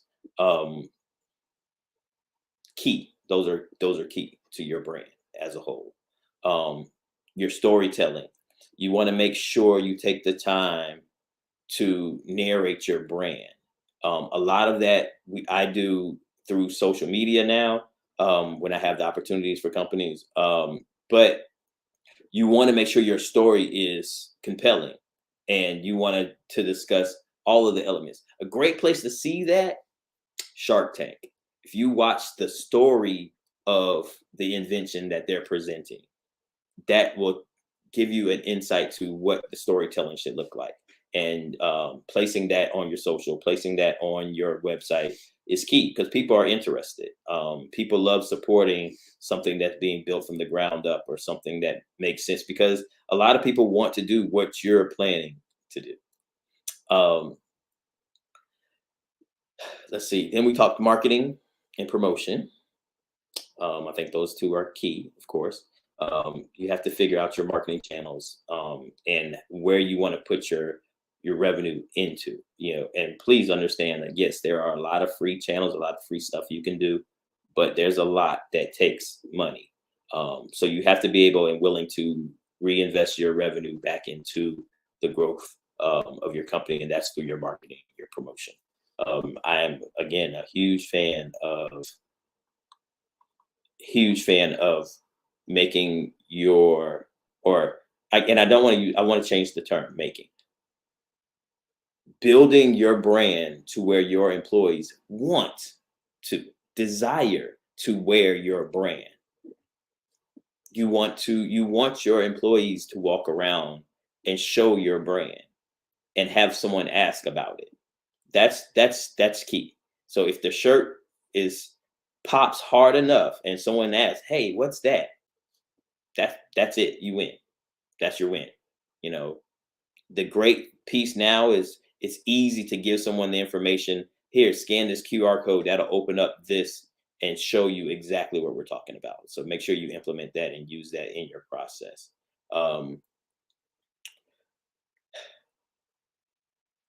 Let's see. We talked customer engagement, right? Discuss that. Feedback. You want to make sure you adapt your feedback specifically for each customer if you have an issue. But you also want to ask for the celebration. Ask for the cheer. Hopefully they enjoyed your product or your service. Ask them if they did, and ask for them to take the time to do a review and reward them for said review. The more positive reviews, the more it works. I'm a person, I'll tell you, I don't read reviews. If I want your product, I'm going to look at your product. I'm going to do my research on it, but I'm not reading what everyone else has to say about it. But I know several people who will read every review, start to finish. They'll start at the 1 stars and work their way up to the 5-star reviews because they want to see what the problems were at first. And then they want to see if someone else has had the same problem, but it fixed. So you want to pay attention to that. And then your performance measurements. Just make sure that you stay on top of your brand and the evolution of your brand.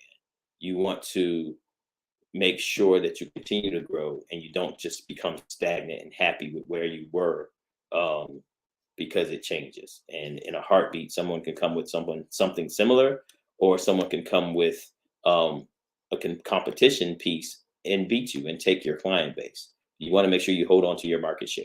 So to do that, you have to stay aggressive and you have to be willing to make adjustments and stay relevant. That's the biggest piece with it, is make sure that you stay engaged, you stay relevant, you stay in the public eye, and give some of what you do to help someone else expand their space. It's what I try my best to do. So if you need me, I'm not hard to find. You can definitely find me here.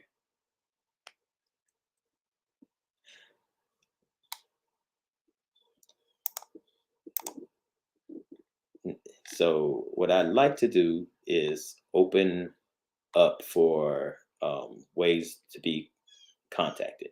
The easiest space is email. It's rcheeseborough@gmail.com.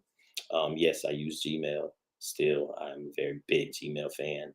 rcheeseborough@gmail.com. My company is Crescendo International. Our website is forcrescendo.com. You can contact me there as well. If you have any questions, any problems, any issues, especially when it comes to brand, hit me up. I'll be happy to help.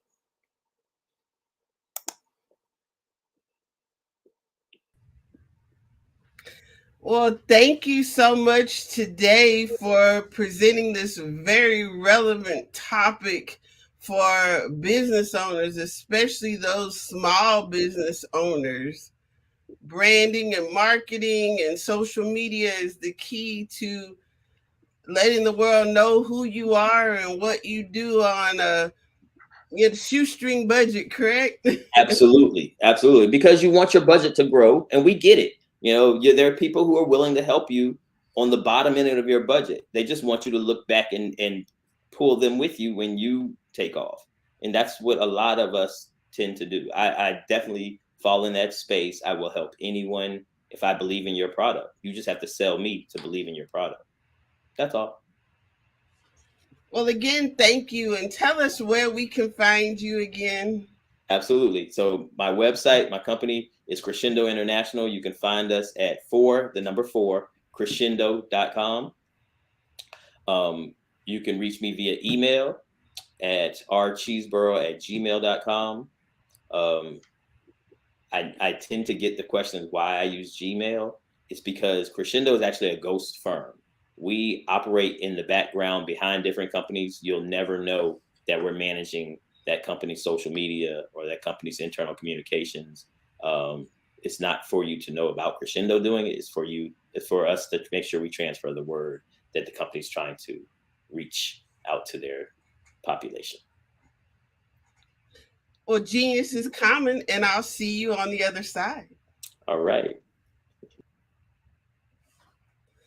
Every dollar counts. So we want to remind you to donate to the scholarship fund.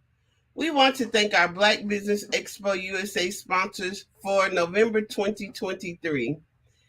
NC 100, Moody Capital Partners, Suede Soul, Lotus Richey Coaching and Training, Carolina, Virginia Minority Supplier Development Council, Step Management, 5-Star BDM Media, Barbara H. Smith, LLC, Margie McLean Foundation, Incorporated, Genius is Common, The Hello, LLC, Earth Essentials, Mullane Shania Global, Executive Women's Success Institute, The Quality Coaching Company, Superwoman Business Services, Creative Force Studios, Lee Entertainment, Artistic App Design, Black Business Expo USA. Genius is Common, and we'll see you on the other side.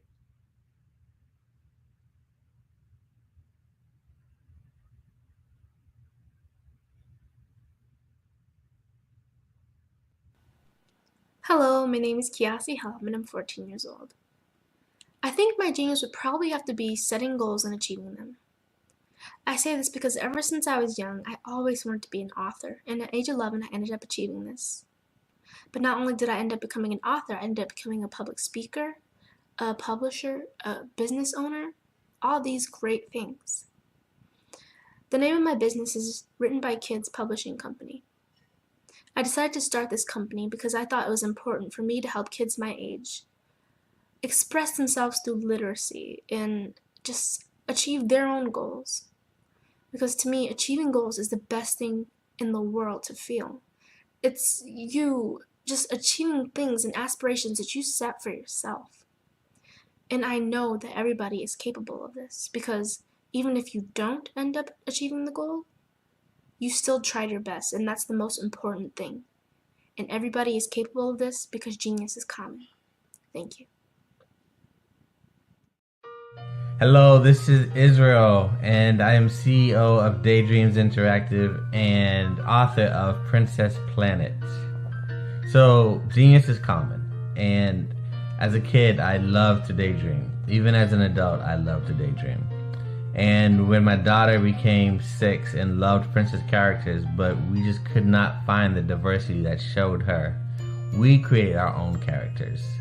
So, for instance, you have Princess Nulu right here. Princess Nulu is from Uganda, and her genius is that she loves to take care of animals.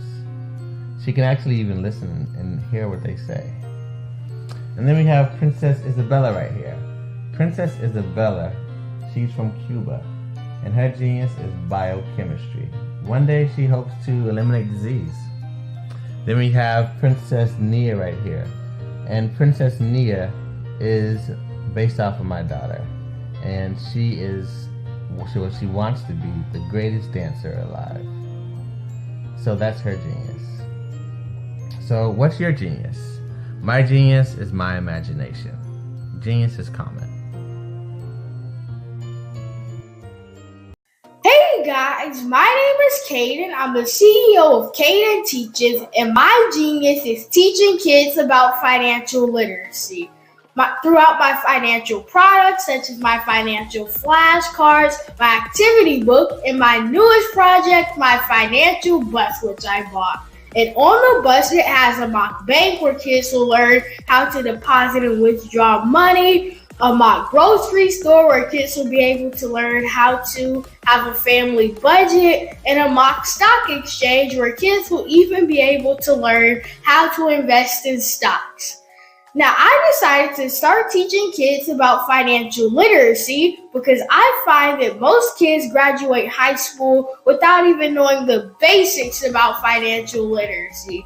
And I feel if I were to teach kids about financial literacy, that I would be able to help kids tap into their genius.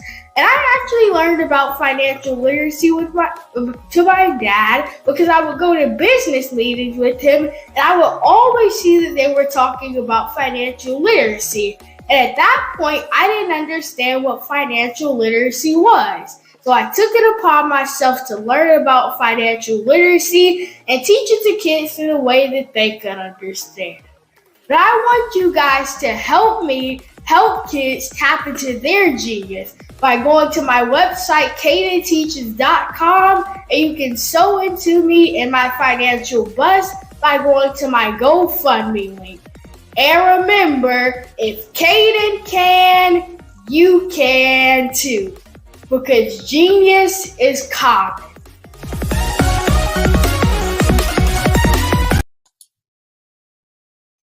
Hi, I'm Barbara Smith. Genius is common. My genius is executive coaching and professional corporate training. As the master executive coach and corporate training ambassador for the Genius is Common movement, I help business owners craft their stories in such a way that you know exactly what they do, what they have, and what they bring to the table. Many times as business owners, we are asked, so what do you do for a living? And we could be crushing in our businesses, but we're not quite sure exactly what to say in a short amount of time. Well, I help you take those stories that are the reason why you're in business and why you're so passionate about your business and craft them in such a way that people are drawn to you as opposed to being repelled by you. Because every conversation, every time you talk to someone about your business, you are excited about it. But are you really conveying what you do, what you have, and what you bring to the table? And do really people understand why you care so much and why they should care that you have the solution to their problem? Well, I'm here to help you with that. As a master storyteller, I can help you with your stories and spin them in such a way that they are intriguing and fascinating. People want to listen to you talk about your business. That's why at the Genius is Common movement, I am the master executive coach and professional training ambassador. That's my genius. And genius? Oh yeah, it's common. The Black Business Expo's mission is to raise funds for high school seniors going to college or K through 12 entrepreneurs. This expo is a fundraiser for students. Please, you may go to www.blackbusinessexpousa.com to donate to the scholarship fund or use the Cash App at $BBXUSA. Our goal is to give laptops and up to $5,000 to 10 students. Students can register online at www.blackbusinessexpousa.com. Every dollar counts. Please donate to the Black Business Expo USA Scholarship Fund.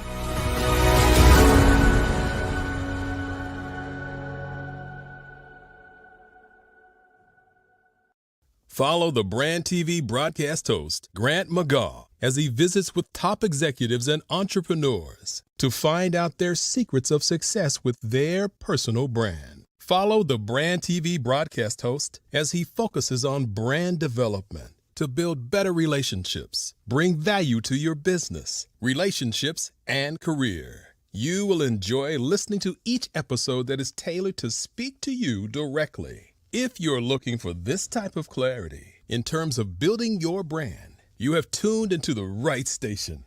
Each episode will help you to shape a conversation in the 5-star BDM network of 20,000 professionals and become a springboard for your corporate engagement and business opportunities. Each guest will frame their story in the areas of personal branding, business development, career development, financial empowerment, and technology innovation. Grant McGaugh explains why he is the CEO and owner of his own professional career. Grant is an accomplished business leader and entrepreneur who wants to give back to individuals to grow their personal brand strategy. Tune in as he weaves his story about new possibilities, while to you exceed expectations. If you love storytelling, this show will make for fun.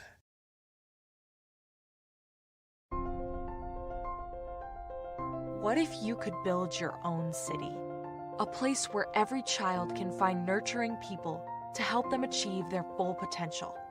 A place where every adult can access job training support, where health education is abundant, where social justice ruled the land. A place without limitations. Welcome. You have arrived at STEM City USA. It is what every city should be. A safe and trusted community where you find people and resources to help you become everything you are and beyond. STEM City is unlike anything you have ever experienced. It is a digital twin of the world around you, only better. STEM City is about energy and soul renewal. It is more than a digital world. You can almost feel the power of live cultural events, music, and theater. STEM City promises a better future for children with caring mentors and hands-on activities with dedicated tutors to support our youth. STEM City is your passport to a healthy lifestyle with weekly events addressing our community's many issues. STEM City is your financial well-being with helpful information on wealth management, career advancement, job training, and so much more. STEM City is the community you deserve. It is the city where your dreams can come true. STEM City USA, a place in the sky that is accessible to all who reach for the stars.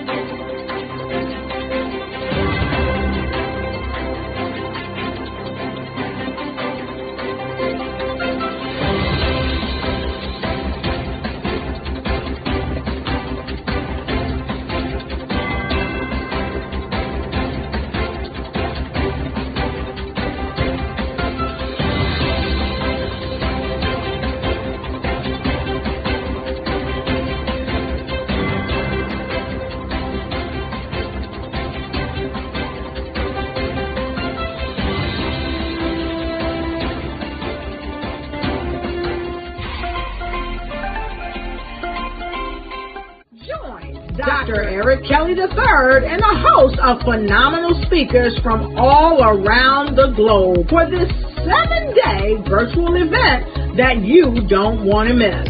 The mission of the Black Business Expo is to raise scholarship money from kids all the way from high school, all the way from college. The Black Business Olympics is one of the largest Black business showcases in the world. It is an opportunity for businesses and companies to showcase their businesses globally. We are going to be giving away laptops up to $5,000 away to students. Again, I'm Olivia Appleberry, the founder of 2 Cents Finance and one of the speakers for the expo. I am so excited to see you there. For more info, go to www.blackbusinessexpousa.com or call 919-308-9090 and hope to see you there. I am Black Business. From the moment I wake until the time I sleep. Yes, I am Black Business. I am Black Business. Tell me, are you Black Business? I am Black Business. Do you support Black businesses? Listen, I support Black business because I am Black Business. Black Business Expo, one of the largest business showcases in the history of Black business in the world. The world! Sign up today at www.blackbusinessexpousa.com or call 919-308-9090. I am Black Business. I am Black Business. From the moment I wake until the time I sleep. I am Black business. I am Black business. Are you Black business? I am Black business. Do you support Black businesses? I support Black business because I am Black business. Black Business Expo, one of the largest business showcases in the history of Black America in North Carolina. Join Dr. Eric Kelly III and a host of phenomenal speakers from all around the globe for this 7-day virtual event that you don't want to miss. The mission of the Black Business Expo is to raise scholarship money from kids all the way from high school, all the way from college. The Black Business Olympics is one of the largest Black business showcases in the world. It is an opportunity for businesses and companies to showcase their businesses globally. We are going to be giving away laptops up to $5,000 away to students. Again, I'm Olivia Appleberry, the founder of 2 Cents Finance and one of the speakers for the expo. I am so excited to see you there. For more info, go to www.blackbusinessexpousa.com or call 919-308-9090 and hope to see you there. I am Black business. From the moment I wake until the time I sleep. Yes, I am Black business. I am Black business. Tell me, are you Black business? I am Black business. Do you support Black businesses? Listen, I support Black business because I am Black business.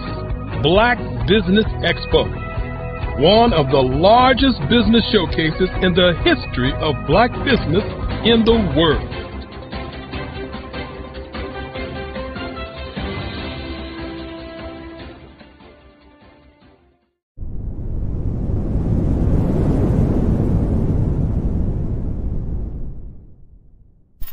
I'd like you to imagine with me, if you will, opening an app where you can collaborate with like-minded individuals from around the world, get inspiration and in-app tools to launch and grow your business, as well as share your knowledge and earn compensation, all in one app. Well, the name of that app is Truso, short for Truly Social. Hi, I'm Matthew Newman, the founder and CEO of Truso. A new concept in social media, Truso is designed from the ground up to be a platform that's both social and empowering for all its users.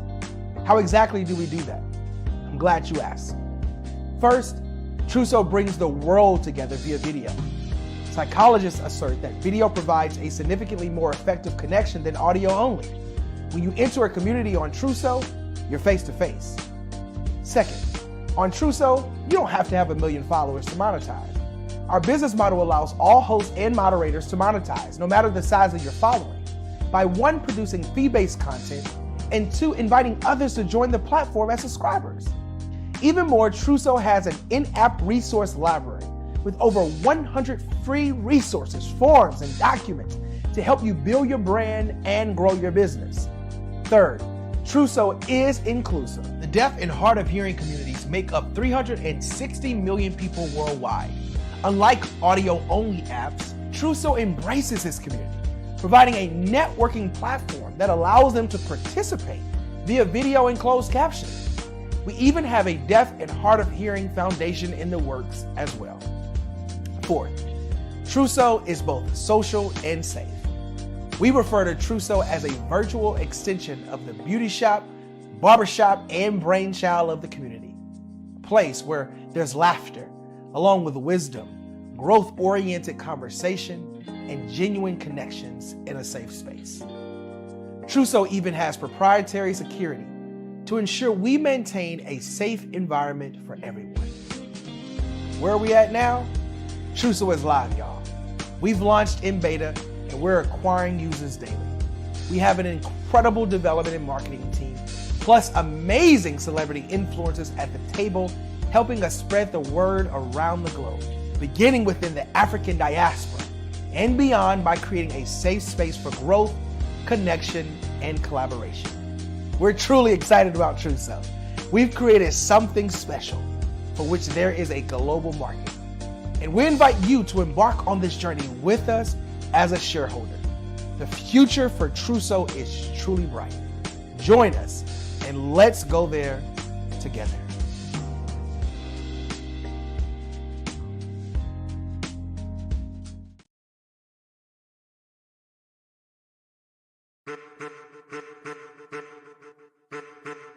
I am a child of the Most High God. He has gifted me in ways that I could not even imagine and didn't know.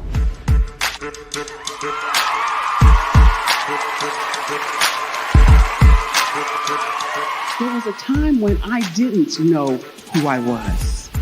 I listened to other people tell me who I should be, what I should do. I listened to people telling me that I should be a boutique owner, that I should be a construction manager, that I should be a laborer. Have you ever felt like you should do something else, be something else, go somewhere else, be wherever you wanted to be, and you felt like you were in a box? Anybody in the room? And you couldn't get out. Anybody in the room? And you kept trying to go and you couldn't get out. Anybody in the room? But let me tell you, you need to rock the box. Rock the box.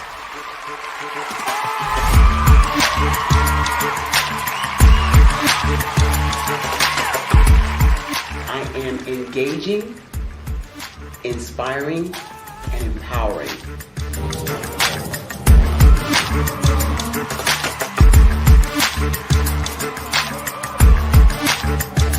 I would give you everything I know. Just by touching you, if I could, by osmosis, give you every single thing I've learned, I've gone through, I know I would. We know that's not possible, but as it is possible, I love to share information with people. Some of you out there, people have told you that you can't be, you can't have, you can't do. But I will tell you, like Kingston said, you can, you must, and you will. If it's to be, it's going to be me. You got to say it. If it's to be, it's going to be. If it's to be, it's going to be. If it's to be, it's going to be.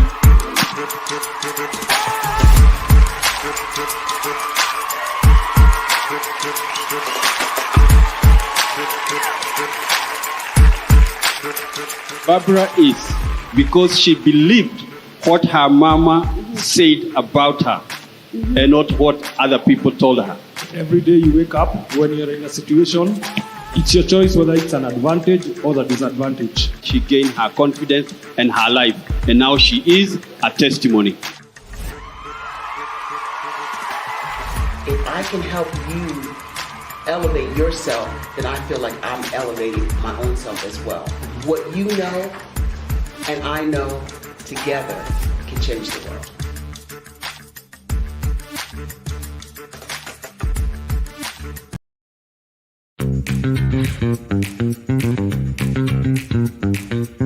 It's time for you to start bossing in social media. For all your social media needs, you've come to the right place at the right time to get your website designed, landing page, social media platforms, and get the training you need to get in front of the people that's ready to buy your products and services. Let me train you with StreamYard, Zoom, Clubhouse, and much more. And let me help you get your virtual professionals, not assistants, because assistants can only assist you, but the virtual professionals can give you that professional flavor that you need to expand your reach and increase your revenue. Jump on in and get in where you fit in and start boxing today.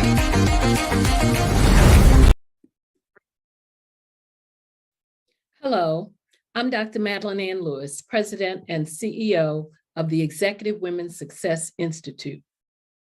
And my genius is helping women accelerate the path to success.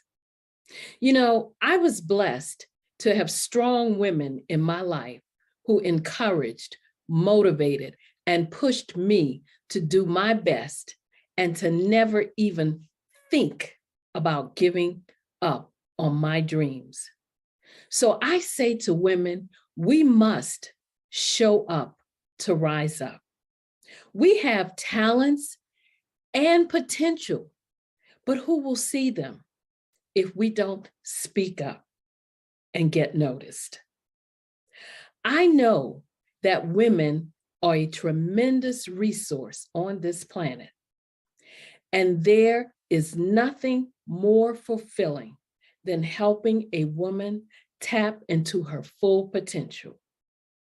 I do this because I want to be a part of helping as many women as I can to show up, to rise up. I do this because genius is common. Did you know women represent just 3% of Fortune 500 CEOs and less than 15% of corporate executives at top companies worldwide? Have you wondered what the secrets are to getting into the top ranks, whether in the private or public sector? Do you want to figure out how to stop being held back in your career or passed over for promotion? Then you're in the right place. Hi, I'm Dr. Madeline Ann Lewis, President and CEO of the Executive Women's Success Institute. I have decades of experience in the military, the federal government, and corporate America.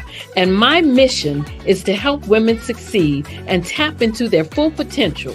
I want to reach 1 million+ women around the world to become the leaders they are meant to be.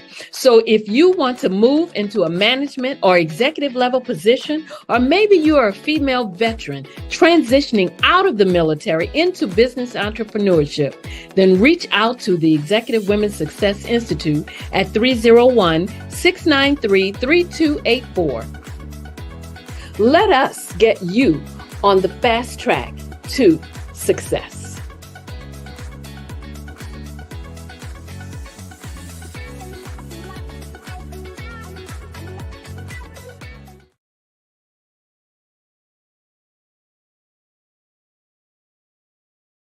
Follow the Brand TV broadcast host, Grant McGaugh, as he visits with top executives and entrepreneurs to find out their secrets of success with their personal brand. Follow the Brand TV broadcast host as he focuses on brand development to build better relationships, bring value to your business, relationships, and career. You will enjoy listening to each episode that is tailored to speak to you directly. If you're looking for this type of clarity in terms of building your brand, you have tuned into the right station.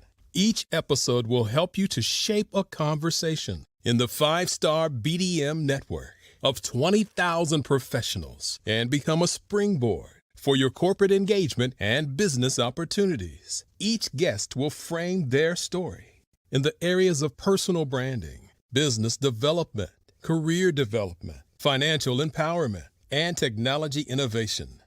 Grant McGaugh explains why he is the CEO and owner of his own professional career. Grant is an accomplished business leader and entrepreneur who wants to give back to individuals to grow their personal brand strategy. Tune in as he weaves his story about new possibilities, while to you exceed expectations. If you love storytelling, this show will make for fun.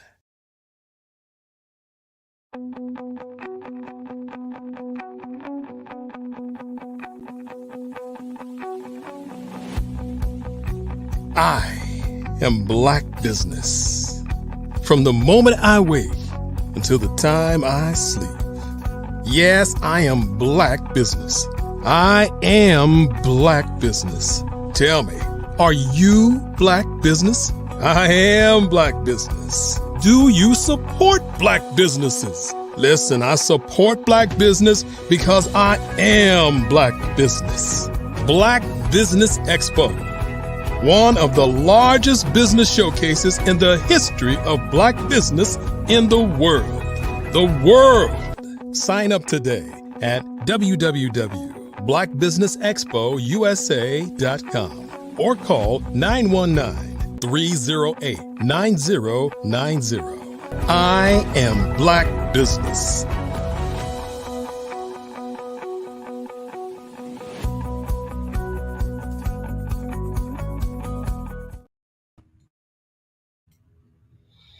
Good morning, business owners, entrepreneurs, thought leaders, and corporations. Welcome to the Black Business Network. My name is Crystal Gomez.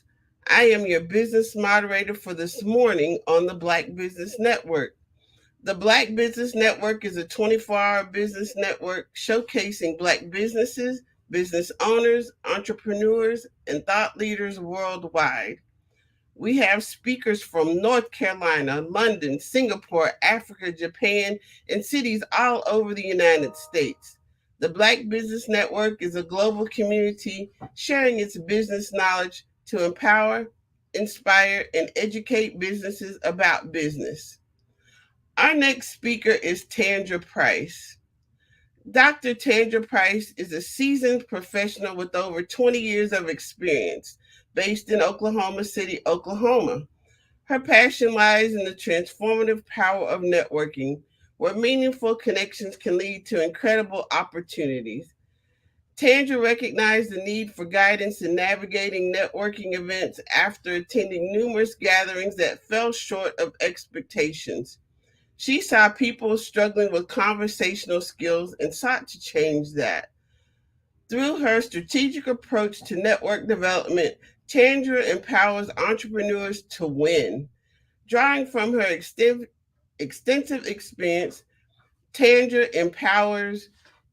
has trained hundreds of entrepreneurs, equipping them with the skills to build relationships, create opportunities, and generate residual income through networking. She has worked alongside influential leaders in network marketing industries, continuously expanding her expertise.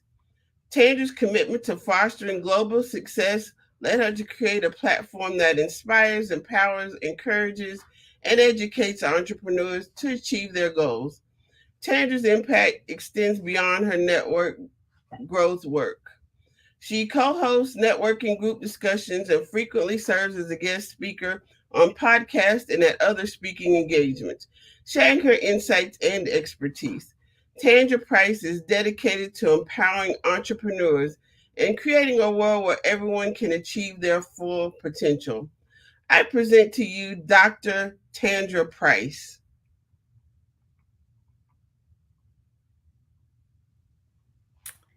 Hello. Thank you so much for that amazing introduction. You're welcome. It's my pleasure.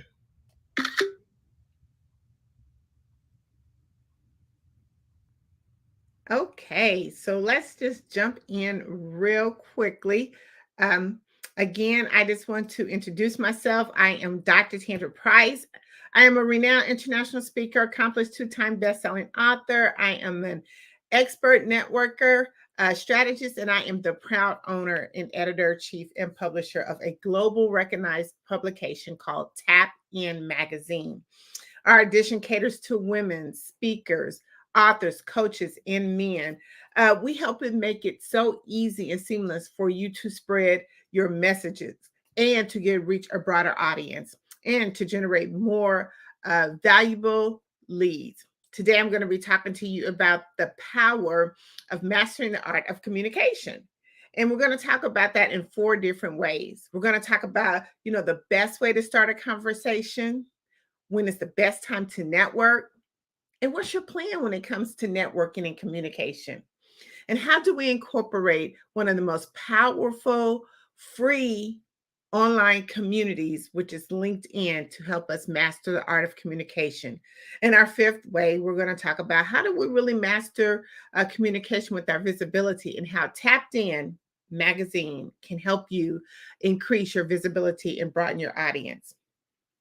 So I don't know if you're aware or not, but there's approximately every 2 minutes, there is a conversation taking place. Somewhere, somehow, someone is engaging in a conversation. And a lot of times we don't really realize the fact that conversations are happening because they're really overlooked. There's something that we just automatically assume that just happens because it's always on autopilot. I mean, if you look at right now, you turn on your television, there's communication going. If you look at a lot of your social media, communication is going on. But it happens so frequently that we really don't pay attention to it. Is communication and networking together. I really like to take the form networking and convert it into communication, because anytime that we're trying to send a mass message over to a broad audience, we're really communicating. A lot of people don't really look at it that way because of the terminology from communication to networking. But I'm going to give you just a couple of ways and platforms that where communication networking actually takes place. I mentioned a few of them earlier. One, we're looking at Facebook.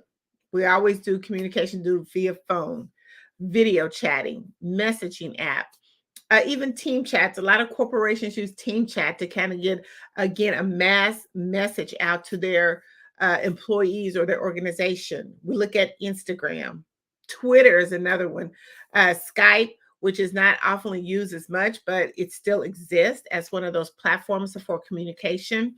We have Google Meets, which is a lot of people use that in the different form of Zoom because they feel like Google Meet is a much more better platform. Again, we have Zoom, Slack, WhatsApp. WhatsApp is a really popular platform where a lot of communication takes place, and you can reach a broader audience because you can reach anyone in the world through WhatsApp. And of course, we have Streamline, which is one of the popular platforms that we use today here on the Black Business Olympics. But again, I want to kind of, again, as I mentioned, take communication and networking. They're really a combination together. I like to use the word communication. So throughout our conversation or throughout my presentation today, you always hear me say communication, but it's basically a form of networking. Again, it's anytime any individual shares information or insight about their area of expertise. If you are in business, or if you're selling a product, if you're trying to tell a story, or even if you're trying to meet someone, even if you post anything on social media, it is a form of communication and networking. See, because you want to ensure that your message gets sent to the right target audience. Whether you, again, are making a post, whether you're doing Facebook, there's a certain audience that looks at you, that's paying attention to you. And you want to make sure that you have a clear, concise message every time that you actually are trying to connect with someone. So let's jump in real quick, or dive in real quickly. You know, what's the best forms of communication? Well, these forms, I'm going to tell you these strategies, they're something that we do automatically. We really don't notice it. But let's just kind of take a real quick step into those. One is we're always introducing ourselves. Whether you're meeting someone in a professional setting or just a casual setting, you always are introducing yourself. Or if someone are meeting you or introducing you, it's always the first step of starting a conversation is introduction. If you're in a business setting, we always normally do that firm handshake just to give them that understanding that, you know, it's more of a business environment. A lot of times when we're introducing ourselves just on social, you know, it's more of that laugh, comfort in our own zone. But the first thing we do is starting communication is introducing ourselves. The second way, we always are asking questions. It's a way of kind of keeping the conversation engaged, keeping it going. A lot of people want immediate response. So normally when you ask the question, you're looking for that response. And when you get that response, then it kind of just reciprocates into a conversation going back and forth.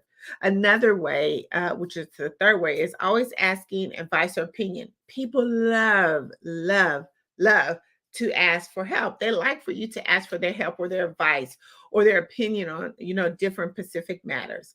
The fourth way is compliment, which is, I feel like it's my favorite way to go into any kind of conversation. It's just doing a compliment. You can compliment someone on their shoes, their clothes, their hair, and it gets that conversation going. It is the easiest way. The fifth way is making an observation, making observations. You know, let's pay attention to our surroundings, because when you're actually in a conversation, you can always pick different clues depending on where you're at. If you're in a social, professional, or just even at the gas station, you know, you can pick on a certain environment to start talking to someone and generating a conversation. The sixth way is humor. Everyone loves a good laugh. So you cannot help but start a conversation by breaking the ice. I look at humor as an icebreaker when it comes to conversation, because everyone is willing to get that inside laugh joke. And it just helps bring the tension down into the conversation. Storytelling is the best way to get to know who your prospects are, because they love to tell a story about a certain experience that they've done, or something they've done in their job or their corporate business. Storytelling is always a way of you defining if you can be of assistance to the person who you're actually talking to, or if you could be the best referral for them. I always show genuine interest when you're starting and when you're in a conversation or starting a conversation. A lot of times when we're trying to start a conversation and tell someone about some of these particular things that are happening, if they're not paying attention, then it kind of like shows that person that you're really not interested. And anytime that you want to have a conversation, they always say, make sure you have that eye contact. Make sure that you're looking directly into the person's face so they'll know that you're paying attention. And whether you're nodding your head or something that gives them that you are part of the conversation. And share your experience. You know, a lot of times if you have been attending an event, share your experience that you've been at that event, or share an experience of something that is a commonality relationship. And always the best way is on current topics. Like a lot of times I always talk about, let's make sure that we're increasing our personal development. So stay abreast of current topics, especially in your expertise, in your industry. Make sure that you're aware of everything that's going on, and that you could be of some value in a conversation by sharing some of your current topics that is going on. I get a lot of times, because they call me the networking ninja, which is something I got from my clients. They always say, Tandra, when is the best time to network? You know, when is the best time to network? And I said, the best time to network is right now. Anytime you get up in the morning and you begin to have a conversation, whether it's with your spouse or someone that you're trying to network with, anytime you are starting a conversation, you are networking. Because again, you're exchanging your message. You're delivering a message to someone that you want them to understand exactly what you're doing. And you're connecting the pieces. See, when you look at networking, you're connecting. And a different terminology, especially in computer or tech industry, they say networking, you're connecting the gadgets, the pieces, and you're doing the same thing when you're having a conversation. But the best time to network is right now, whether you're at a social gathering, a conference, an expo, professional organization, even again on all those online platforms, before and after a presentation, when you're doing a one-on-one, in between sessions, or even just in regular conversation. That's networking. That's the best time to networking. That's the best time to find out, you know, who, what, and when, and how you can help someone. But when we talk about mastering the art of communication, it comes with so many benefits. That's why it is so important to make sure that when you're networking and spreading your message, that you are very clear and concise, and that you've done all those different things we talked about earlier about starting a conversation. But just think about the benefits. You know, it brings you on different ways to enhance your negotiation. So when you're trying to actually talk to someone about your products and services, being a part of networking / communication, it helps you to enhance those negotiations, because when we're listening, we're looking at our environment, we're understanding what's going on around them. It builds trust, because here's the thing about it. If people build trust with people who they know, like, and trust. So the more that you're talking, the more that you're communication, the more that you're helping them even share references, you are building that trust and credibility over time. It gets you into successful networkings. It helps you to engage with others confidentially. You can actually now understand really what their concerns are, their issues are, and how you can really help them. It also builds a stronger connection. The more that you are networking and communication, it helps you to understand and build a long-lasting relationship with your prospects.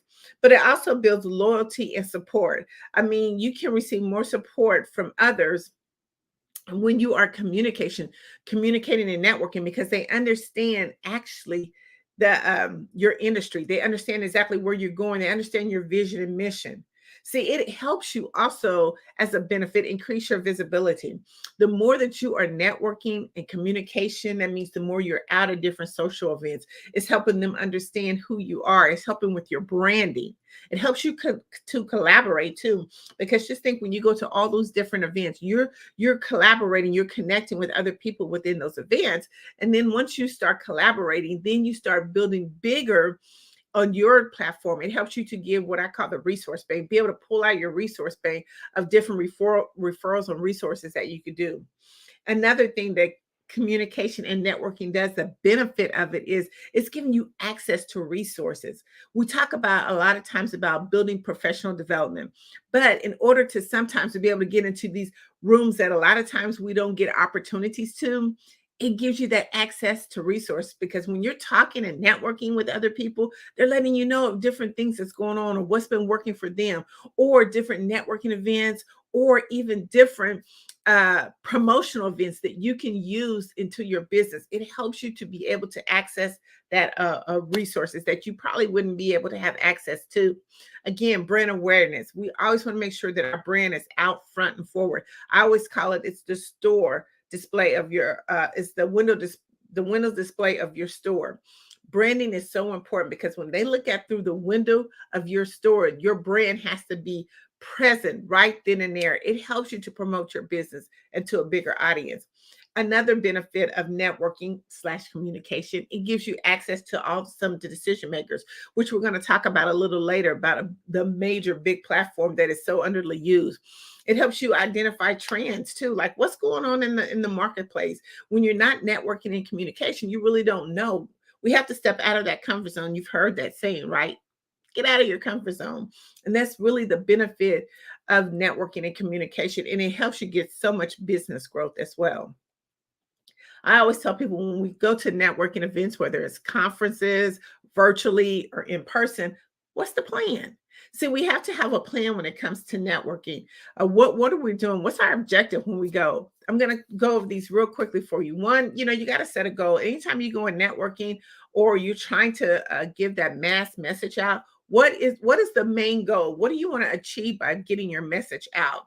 A lot of times we don't look at that. We just have a message and we're trying to get it out. But what's your overall goal? What do you want to happen when somebody actually hears your message? The second thing, when you go to a lot of different networks, let's do some research on the events of the people who's hosting the events, how long the event's been around, because the most important thing is time. And we want to make sure that we're maximize our time to the fullest. And the only way that we can do that is making sure that we're in the right places at the right time with the right people. So make sure that you are doing a research on your event. Prepare your introduction. People do not like to be sold at networking events. It's all about relationship building. So when you're actually trying to prepare or plan to introduce yourself, make sure that you're doing it in a way that does not seem salesy. Make sure that you're doing it in a way that's authentic to who you are, so they'd be able to make that connection. So the person who you're actually connecting with, they feel that energy. See, that's the thing about it. When you prepare your introduction, you want someone to feel your energy, your enthusiasm, like, I want to be a part of what you're doing. So make sure that you prepare. Preparation is the key. Bring all your essential materials. Make sure that you have your cell phone charged. If it's your iPad, whatever it is, make sure that you have the essential tools that you need, because it's nothing worse than going to an event and you're not properly prepared. Making sure that your phone goes down, or that all your social media contacts, everything. That's the next thing. Let's make sure that all of our digital presence are updated. Because one thing, when you go to networking, just think you only have that 60 seconds, not even 60 seconds, 10 or 15 seconds to make that first impression. If they go to your site and it's aesthetically pleasing, they're not going to want to do business with you. Make sure that your website looks good. I mean, all the function, all the buttons that's working. Make sure that all your contact information is up to date, because no one is going to be searching or looking for you. Once you make that initial contact, that is the most important thing. So make sure that all your stuff is updated. And another thing, when you're actually doing networking, make sure that you're active listening. Because what happens is, if you're not actually listening or doing active listening, when you go back for that follow-up process, you can use some of those key methods or those key things that person said that's going to help you generate and connect even better Make sure that you at least go to an event, no matter virtually, in person, that you're connecting with 5 people. Even if you go out and about on your daily plan, make sure that you connect with 5 people. There's nothing wrong with walking up to someone and connecting with them. If you're an introverted person, don't like to talk, guess what? We're your brand. Make your brand stand out. Wear bright colors. Just smile, because that will actually start the introduction. That will actually start a conversation. It will actually open up the doors for you to be able to make that 5th or that 4th connection for the day.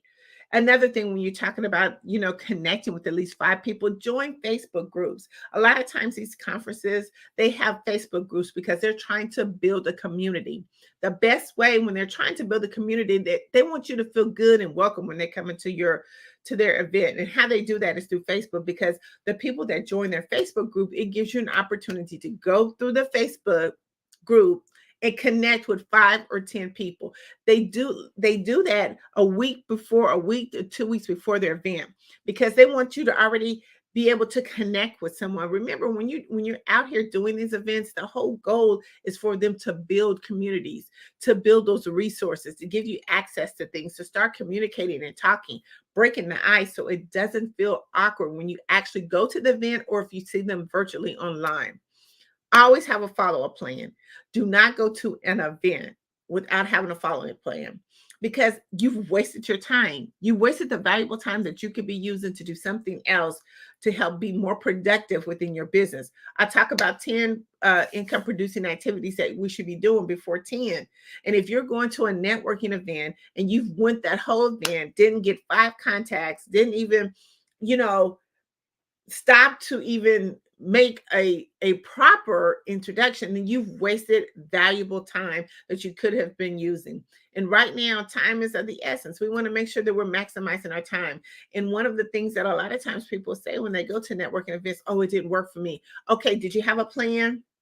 Let Tapped In Magazine help you to develop that plan, so when you go to these events, that you're maximizing your time, you're getting the maximum benefit for every time that you go to these events. I talk a lot too about virtual events. A lot of times virtual and in person, they kind of work similar to same, but make sure that when you're at on a virtual event, make sure that your equipment is set up. Make sure that you're in a nice, comfortable setting. Make sure that your background is well lit up. The space is good. Make sure all the technical pieces, you can hear your voice, your speakers, any of that stuff. Make sure that, most importantly, that you're on camera. People do business with people who they can see. So make sure that you're on there, and make sure that you're taking notes. Another way of being active on a virtual is, raising your hand, making comments in the chat, connecting with those people that are in the chat. That's another way that you can get contacts, is talking with them, sharing your information. Make sure that you are maximizing your event to the max. Real quick, I always say there's 8 type of networkers, and I'm going to go over these networkers real quick. The first one is always the social butterfly. So when you walk into a networking room or even on a virtual setting, do a 360 panoramic view of the room. It doesn't hurt, because when you look at the room, all your networkers are going to be in different spots of the room. You have your social butterfly, the one that is the loudest, is attention grabber. They're loving the event and they want you to enjoy the event too. So they're going to be able to ones to kind of bring you along into their group, introduce you to some people that are at the event. Then you have number 2. I call them the experts or your business promoters. These people, they're not really thinking about, networking. They're only there to promote their business. They're going to be in a corner where you're going to see the people maybe crossing their hands, and they're just going to be eye focused on that person, because whatever they're saying is so interesting. They're just there to promote their business. Then you have those people that I call the third networker, is those inquisitive mind people, or fear of missing out type people. These are the type of networkers that attend events and gatherings just for the insight. They ask questions. They want to engage in the conversation. These are the people who are just got an inquisitive mind, like, oh, who came to this event? Oh, I saw such and such at this event. So they're looking around and they're asking questions. The 5th person is the buffet eaters. Okay, so I always say that the conversation doesn't start at the beginning of the buffet line; it starts at the end of the buffet line. These are just networkers who just come for the food, basically, just for casual outing. They're attending the event, they love the event, but because they've been in the buffet line, you can hear from coming down the line, who's what company's doing what people are the who's that you need to connect with. The sixth type of networker is I call the walker connector. This is a type of networker that focus on just building relationships and connecting with people. They're proactively seeking out opportunities to introduce other individuals. They're looking to build their referral base, their database. So when their clients come to them, they're that one-stop shop. See, they're the people that, you know what, here's a referral, here's this type of person to meet with. It's like almost going into a networking event and you say, hey, I hate networking and I don't want to go by myself. Well, if you get connected with the walker connector, it's like you two are both working the room. Then you have the digital networkers. These are people that they're not going to do anything with you except on digital. If you're not on the digital space in some of those different platforms, they're not going to network with you. This is how they utilize these online platforms. They want to make sure that the best way for fast, effective networking is digital marketing. And so they're going to be that digital networker that's going to do everything on digital. So if you want to talk to them, make sure that your stuff is together, because they're going to be saying, okay, Instagram, Twitter, WhatsApp, TikTok, all of that stuff. That's how you're going to be able to better connect with them. And then I like the last one, which is our goal strategists. These people have a goal in mind. They're coming there for a certain reason. They're going to be able to maximize their time when they get there. See, they're not playing around. They're on a mission. They're on a goal. They're trying to make sure that when I talked about going to a networking event and you make sure that you're maximizing their time, they're going to get the 5 people. They're not going to just be leaving business cards. See, one of the things that we have so handy dandy to us in our phone is, we have that QR code that you can scan to get your information right off the bat. So that's why you want to make sure that you have all your information together. But they're on a goal because, see, they're trying to build their business and they know exactly who they want to talk to, where they want to talk to, because they've done the research on who the people are in the network. They've looked at the Facebook group. So these people, these networkers, they have a strategic goal that they're looking for. So you can't mess with them. So you got to think about, when you go to a networking event, what type of networker are you and where do you want to be at in the room to get the best value, maximize your time. I want to talk about, our fourth one of how to master the art of communication is, how does LinkedIn help you with communication? I don't know if you realize, but LinkedIn has over 810 million users. Over 810 million users. Did I mention it was a free platform? It is a free platform. This platform is so underused because we think a lot of the other social media platforms, but this platform, I love it because this is where your decision makers are. This is where people who are actually looking to do business with you. But how do we do it? We have to start the communication. We have to make sure that our communication is clear, concise, and memorable. See, we do a LinkedIn bootcamp, and we help you to mastermize your LinkedIn profile. But we take it a step further because we go through a whole 6 weeks worth of intense communication on your LinkedIn profile, and you'll be amazed of what your LinkedIn account can do for you, free or if you have the paid version.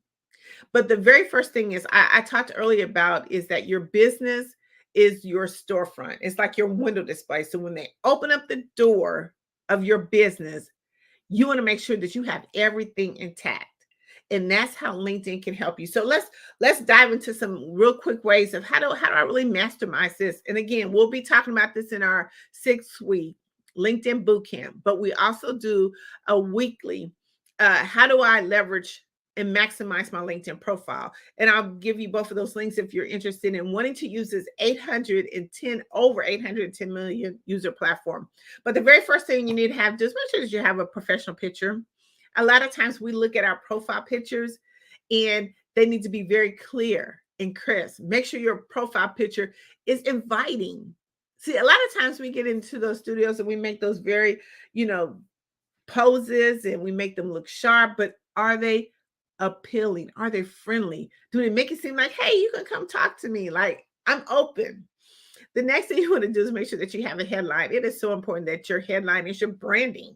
So if your headline is not not displaying exactly what you do, it's going to be hard for when someone is searching for you to really understand what is it that you do.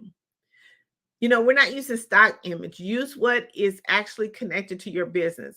The next thing we want to talk about is highlights in our platform or in our profile. And we talk about this in how do I leverage my LinkedIn platform or my LinkedIn profile in 90 minutes. We talk about all these different things, but one of the things is you got to do some highlights and videos. Most people are now looking at videos. They're so engaged in videos more than they are print or more than they are writing. You have to make sure that another way to get your message out is do some videos, do some reels. It's the most effective post. You'll get so many more impressions on it. Your summary, make sure that you're highlighting your strengths and provide a glimpse of your professional journey. A glimpse. You don't have that many words, but just provide a glimpse. Experience, make sure that you're detailing your work experience. Focus, especially if we're entrepreneurs, focus on your accomplishments and some results that you have done for your clients. A lot of times they look at that, you know, what I mean, like, what really have you done? How can you benefit my client or how can you benefit my business? Let's talk about our skills. List all the skills that are relevant to your expertise. Endorsements. Make sure that you look at people who are doing your endorsements, that they are actually looking at what you have done. They're endorsing on your skills, whether you're good in networking, communication. When they actually endorse you and how many people endorse you, it makes a difference. It takes you almost up to the feed. We talk about, you know, the algorithms and a lot of the different social media platforms. LinkedIn has that algorithm too, but how you're really landed on a lot of those pages is depending on what you've put into your profile. Education, include any of your educational background, highlights, degrees, anything that you've done that can be of help of other people.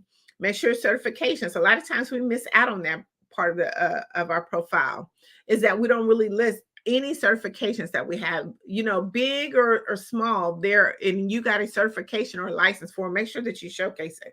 Recommendations, seek out recommendations. Ask people, if you have a following, to, you know, give you a recommendation so you can add that to your LinkedIn profile. Volunteer. A lot of times people want to see what other causes that you are a part of. I mean, what else do you do? I mean, what is your passion about? How do you serve? How do you give back? And that's kind of really where the volunteer and experience shows. Media attachment. Make sure that you're putting your media information on there, because a lot of times, you know, we want to see what you've done. Like if you've been in publications, magazines, like Tapped In magazine, but magazines, newsletters, articles, how many people have, you know, wanted to have you showcase into their platform? What about conferences, things of that nature, anthology books? Put any type of media contact information there, and then make sure that you're actually engaged with your network. Make sure that you're actually participating, maybe like in LinkedIn groups and things of that nature. Put how they can connect with you. Show how you communicate, because see, our SEOs, our search engine optimization, helps it so much when it comes to people trying to find us. But see, once we can master that profile, because see, that's the start of the communication. And here's the crazy thing about it, is when we think about that, we kind of look at just skimming on that. That's why it's not really utilized, because you feel like, okay, I can go to Facebook, I can go to Instagram.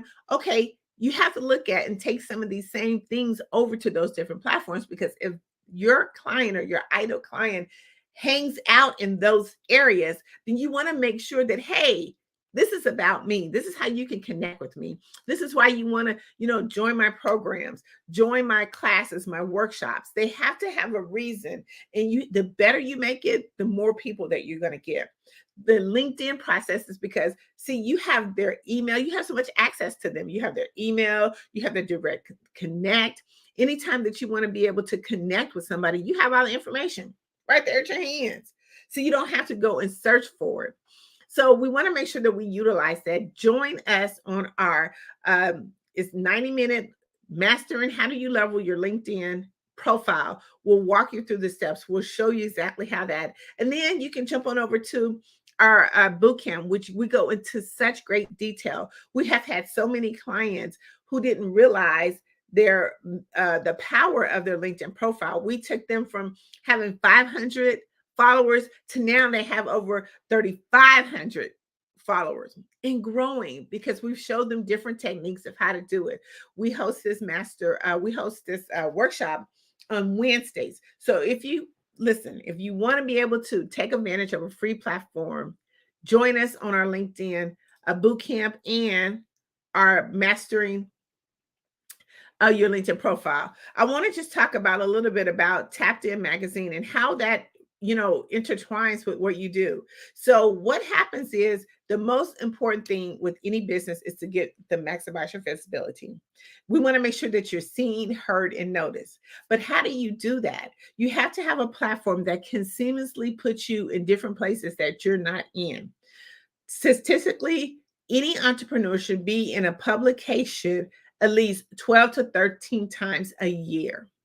Now, and the reason why that is because you are always actively doing something with your business. Your business is growing. See, your business ain't the same as it was yesterday. See, it's new today. But you want to make sure that people understand that. You want to make sure that when people click on your information, that they know who you are. I always like to use like the Walmart or the Target ad. I can tell you right now, even since Black Friday, I have had so many text messages about different special offers. So anytime I open up my phone or looked at my Facebook, boom, it's right there. And see, that's how you want to be as well. You want them to be able to see whenever they click on your link. See, because once they click on your link, you got them. But when you get them, you got to keep getting them. You got to keep talking about your programs. You got to keep showing up in their feeds, on their text messages. You have to keep showing up in different spaces that people don't even realize that you do. Even like now, the national television, we have to keep showing up. But we have to have a strategic way of making sure that we stay visible. See, with the Tapped In Magazine, we give you that strategic way to help stay in you getting credibility. We help you enhance your audience. We help you to enhance your business. We help you to grow. One of the things that we look at is we want to make sure that we give you the exposure that you need. We want to make sure that when we put your article into our publication, that it's a clear, concise message. What are we talking about today? What is going to get that readership to really want to go at the bottom and click on your link? See, Tapped In Magazine helps you with that. We help you filter through all the things that you need. It's not just a story. See, it becomes a statement.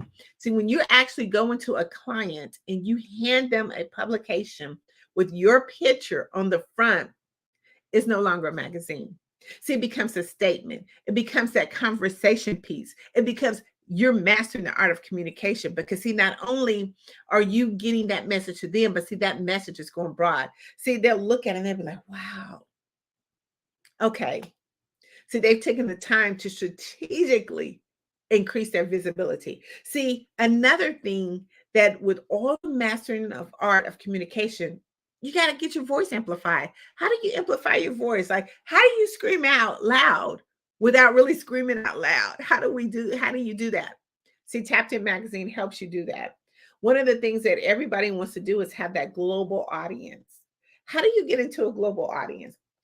A lot of times we go into stages and we talk internationally, but there's much more to a global audience. How do you actually, be able to be like on their platforms, on their newsstands, in their feeds?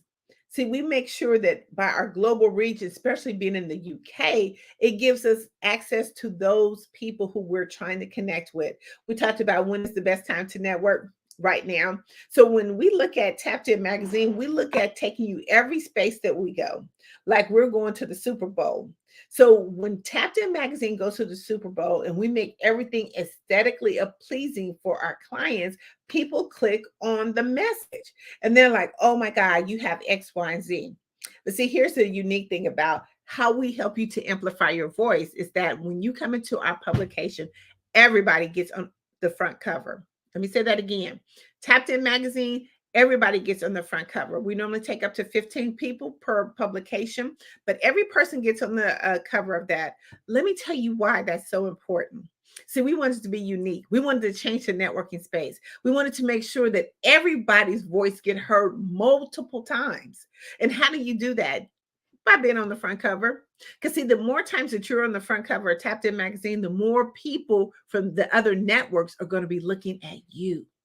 So they're going to be looking at you. See, it's not just, okay, today I get this magazine and then I put it on the shelf. Tapped In magazine is going to help you to amplify your voice and show you how to get that global audience, that global reach. How do you connect with other influential leaders that are inside of the publication? See, it's no longer a magazine. It's a statement. So go to tappedinmagazine.org.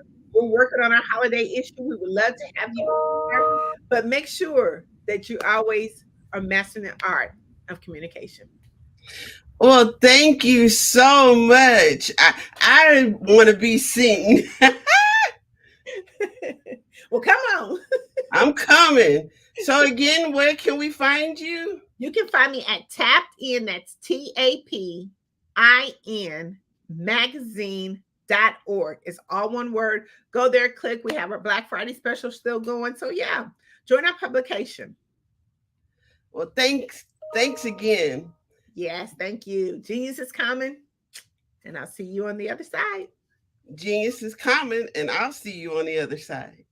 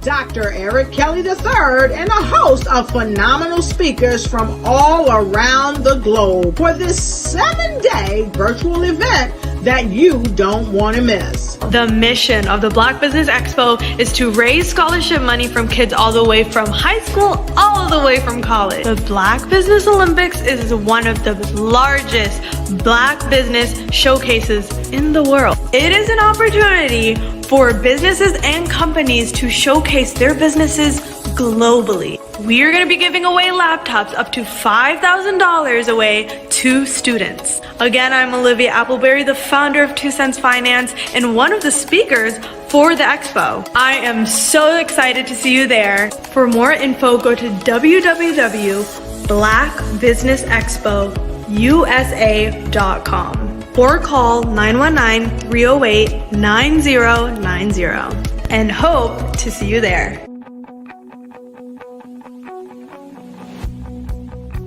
I am Black Business. From the moment I wake until the time I sleep. Yes, I am Black Business. I am Black Business. Tell me, are you Black Business? I am Black Business. Do you support Black businesses? Listen, I support Black business because I am Black Business. Black Business Expo, one of the largest business showcases in the history of Black business in the world. The world! Sign up today at www.blackbusinessexpousa.com or call 919-308-9090. I am Black Business. I am Black Business. From the moment I wake until the time I sleep, I am Black Business. I am Black Business. Are you Black Business? I am Black Business. Do you support Black businesses? I support Black business because I am Black business. Black Business Expo, one of the largest business showcases in the history of Black America in North Carolina. Sign up today at www.blackbusinessexpousa.com or call 919-380-9090. I am Black Business. I am Black Business. From the moment I wake until the time I sleep, I am Black Business. I am Black Business. Are you Black Business?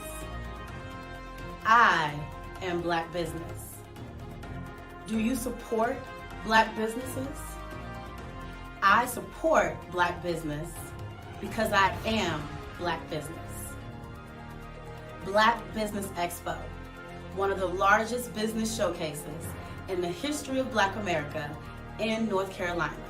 Sign up today at www.blackbusinessexpousa.com or call 919-380-9090. I am Black Business. I am Black Business. From the moment I wake until the time I sleep, I am Black Business. I am Black Business. Are you Black Business? I am Black Business. Do you support Black businesses? I support Black business because I am Black Business. Black Business Expo, one of the largest business showcases in the history of Black America in North Carolina. Sign up today at www.blackbusinessexpousa.com or call 919-380-9090. I am Black Business. I am Black Business. Are you a forward-thinking entrepreneur or business owner? The world is changing faster than ever, and it's time to pivot and adapt to the future. Hello LLC is here to help you do just that. Hello stands for helping enterprises leverage leading-edge optimizations. Our innovative solutions can streamline operations, reduce overhead costs, and give you a competitive edge in a market projected to reach $5 trillion by 2030. By pivoting to the metaverse, businesses can tap into a rapidly growing market that is projected to be a significant part of daily life for 25% of Americans by 2026. As a full digital metaverse agency, the Hello LLC can help you create custom solutions to streamline operations, increase productivity, reduce costs, and drive brand recognition. Why should you pivot to the metaverse with the Hello LLC? By leveraging cutting-edge technology, you can provide immersive experiences for your customers, expand your global reach, and unlock new revenue streams. Contact us today to make the pivot.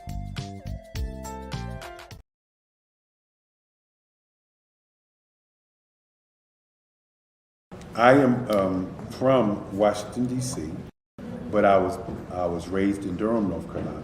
I came to Durham when I was about 5 or 6.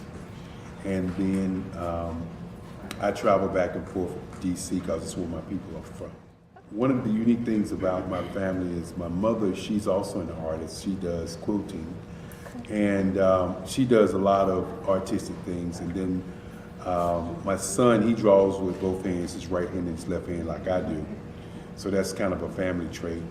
And then my other son, he's a videographer. And my daughter, she works, she's a regional vice president for Sunglass. When you start out drawing and sketching, you want to continue to explore, you know, each avenue. I do pastels, I do pen and ink, I do painting, I do acrylics. I haven't done oils yet, but I try to do all facets of art. What I say to a lot of times to people is, you know, you can't put yourself in a box when you're an artist. You have to explore. And over the course of my life, I've tried to explore different mediums. I also do sculpture as well. I choose my subjects by the intensity that they have in their faces, or the intensity that somebody is moving, because I do more than portrait drawings. I also do I do abstract, and then I do figurative drawing also. Well, what happened in this particular show is that I started out trying to come up with something that would be a little bit different than what everybody else is doing. So I was working on a Barack Obama show, and they wanted me to do some paintings of Barack. And so what I did was, because of the deadlines, I kind of did it kind of fast. And then I realized when I was doing it fast, I enjoyed it. And so then I started doing other pieces the same way, and I started to enjoy those pieces also. And so I came up with this particular style, and it's a style of lines and colors. And what's interesting is that when I was in college, I did a show called Lines, Colors, and I talked about the boldness of the blacks, the hotness of the whites, and this is how this has come about, later on in my life. And the colors comes from a lot of the entertainers that I work with, where they wear different colors. They don't wear, your plain reds or your whites. They wear different colors, and so that's also another piece of what's giving me the colors. The subtitle of this show is Faces That Speak Life. That's real critical. Faces that speak life. Each one of these pieces is a life source and a life energy that's being put on display for people that are looking at them. I always say in terms of my art, it's not important that I draw them. It's important what you get out of what I draw. I don't try to just draw it because you like it. People wanted me to do prints. I didn't do prints. People asked me to do different people, but the people that I choose are people that make a difference in the lives of people in the world. So the human landscape idea was, again, as I say, the lines represent your emotions, it represents your ideas, and it represents your journey as a human being. And that's why you get the different pieces and the different looks.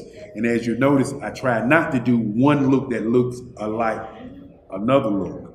And that's what's the most important part of this show. Hello, I am Dr. Eric Kelly III, the visionary strategist and founder of the Black Business Olympics. I invite you to showcase your Black-owned businesses on the Black Business Network global stage. The Black Business Olympics is a global Black Business Network platform that propels Black-owned businesses into the international spotlight. By showcasing your business on the Black Business Olympics platform, you can reach a worldwide audience of potential customers, partners, and investors. You can also establish yourself as a thought leader and expert in your field, attract lucrative partnerships, and more speaking engagements. In addition, the Black Business Olympics platform provides a valuable opportunity to connect and collaborate with like-minded entrepreneurs and business professionals from around the world. This can lead to new business opportunities, ideas, and relationships. Finally, by sharing your story and expertise on the Black Business Olympics platform, you can inspire and empower others. This is a powerful way to make a positive impact on the world and leave a lasting legacy. If you are a Black-owned business owner, I encourage you to seize the opportunity to showcase your business on the Black Business Olympics platform. It is a once-in-a-lifetime opportunity to make an indelible mark on the world.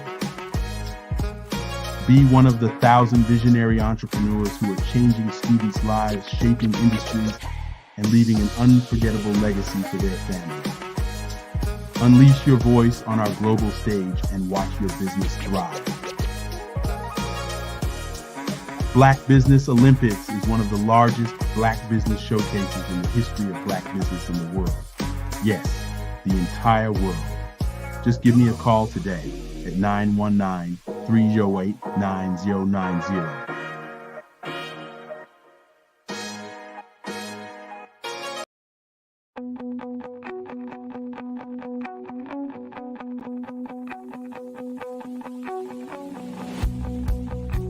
I am Black Business. From the moment I wake until the time I sleep. Yes, I am Black Business. I am Black Business. Tell me, are you Black Business? I am Black Business. Do you support Black businesses? Listen, I support Black business because I am Black Business. Black Business Expo, one of the largest business showcases in the history of Black business in the world. The world! Sign up today at www.blackbusinessexpousa.com or call 919-308-9090. I am Black Business.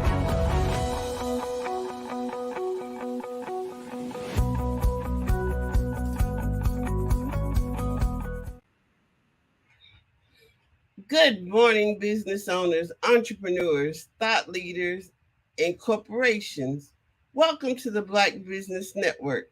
My name is Crystal Gomez. I am your business moderator for this morning on the Black Business Network. The Black Business Network is a 24-hour business network showcasing Black businesses, business owners, entrepreneurs, and thought leaders worldwide. We have speakers from North Carolina, London, Singapore, Africa, Japan, and cities all over the United States. The Black Business Network is a global community sharing its business knowledge to empower, inspire, and educate businesses about business. Our next speaker is Dr. Sandra Wall Williams. Dr. Sandra Wall Williams is an accomplished senior executive in higher education with over 25 years of extensive experience, achievements, and demonstrated results as a leader, faculty member, mentor, coach, consultant, speaker, and practitioner in higher education and technology. From 2001 until 2016, she was the Senior Vice President and Chief Information Technology, Data, Business, Intelligence, Library Systems, Distance Learning, and Workforce Development for the North Carolina Community College System. She led the implementation of the largest computer information system in higher education. In addition to training and development, instructional technology, information technology systems implementation, information technology security, technology infrastructure, software design, digital transformation, distance learning, and data systems. While serving in numerous leadership roles, Dr. Sandra remained an active consulting partner focusing on leadership coaching. She is currently the CEO and founding partner of WMS Consulting and Training, a professional development consulting and training company that supports emerging and established women leaders to increase their influence, impact, and income. She is a member of the Board of Trustees at Wake Technical Community College, Board of Directors for the Ultimate Medical Academy, North Carolina State University College of Sciences Foundation Board, Public School Forum, and Girl Scouts Coastal Pines. She is a member of the steering committee for Wake Invest in Women, a published researcher and author in her professional field of technology and adult education. She has written 3 books, co-authored 6 books, and numerous articles and book chapters. I present to you Dr. Sandra Wall Williams. Good morning. Good morning. How are you this morning? I'm well. How are you? Wonderful, wonderful. Thank you for that introduction. Oh, you're quite welcome. I can't wait to hear what you have to share with us. Oh, I'm excited. Thank you. Well, thank you everyone for joining me this morning. I am so excited to be with you this morning. Thank you, Crystal, again for that wonderful introduction. And of course, we want to thank our visionary founder and strategist, Dr. Eric Kelly, for this opportunity to come to you this morning and talk to you about a subject that over my years of leadership, and I'll talk about that as I talk go through this subject with you today that I found that a lot of people, especially women, have a problem with. Okay, a lot of people, especially women, have a problem with. And I'll tell you what it is in just a second. But I want to back up to tell you how I got to the point of being able to work with women in leadership. As Ms. Gomez said, I was formerly the Senior Vice President and Chief Technology Officer for the North Carolina Community College System. So everything that had to do with technology was my responsibility. More importantly than that, I was and still am a C-level leader. And C is for chief, right? Like chief information, chief technology, chief executive. That's what we mean when we say C-level leader. So when you're at that level of leadership, you're not only helping or doing things for yourself and helping the company, but you're also helping other people. And you're also learning the obstacles and things that people go through either at work or at home. And so one of the things that's very important when you get to a certain level of leadership is not only that you see these things happening, but you also determine what are some processes that can help people as they go through obstacles at work, at home, and that sort of thing. So that's what we're going to talk about today. I'm going to give you some specific instructions on how to overcome obstacles in your life, your career, or your business. Now, if you already don't have your pencil and paper or whatever you're taking notes with, I would advise you to go get it now. I'll give you a minute to go get it so that you can take some notes, because I guarantee you're going to want to write this process down. You're going to want to write this process down so that you can apply it to what it is that you may be experiencing at this time. Now, while I was at the North Carolina Community College System, one of the things that I saw was, especially for women, was that women did not have we had leadership opportunities, but in terms of leadership training and that one-on-one mentorship and those kind of things that help women to become better leaders or help us get to that next level, that was missing. That was missing. And because of my position at the time, it was just difficult for me to be able to actually develop that kind of program, especially across 58 colleges. So when I retired in 2016, one of the things I said, I want my company to be able, the company that I created, I want it to be able to support women in leadership.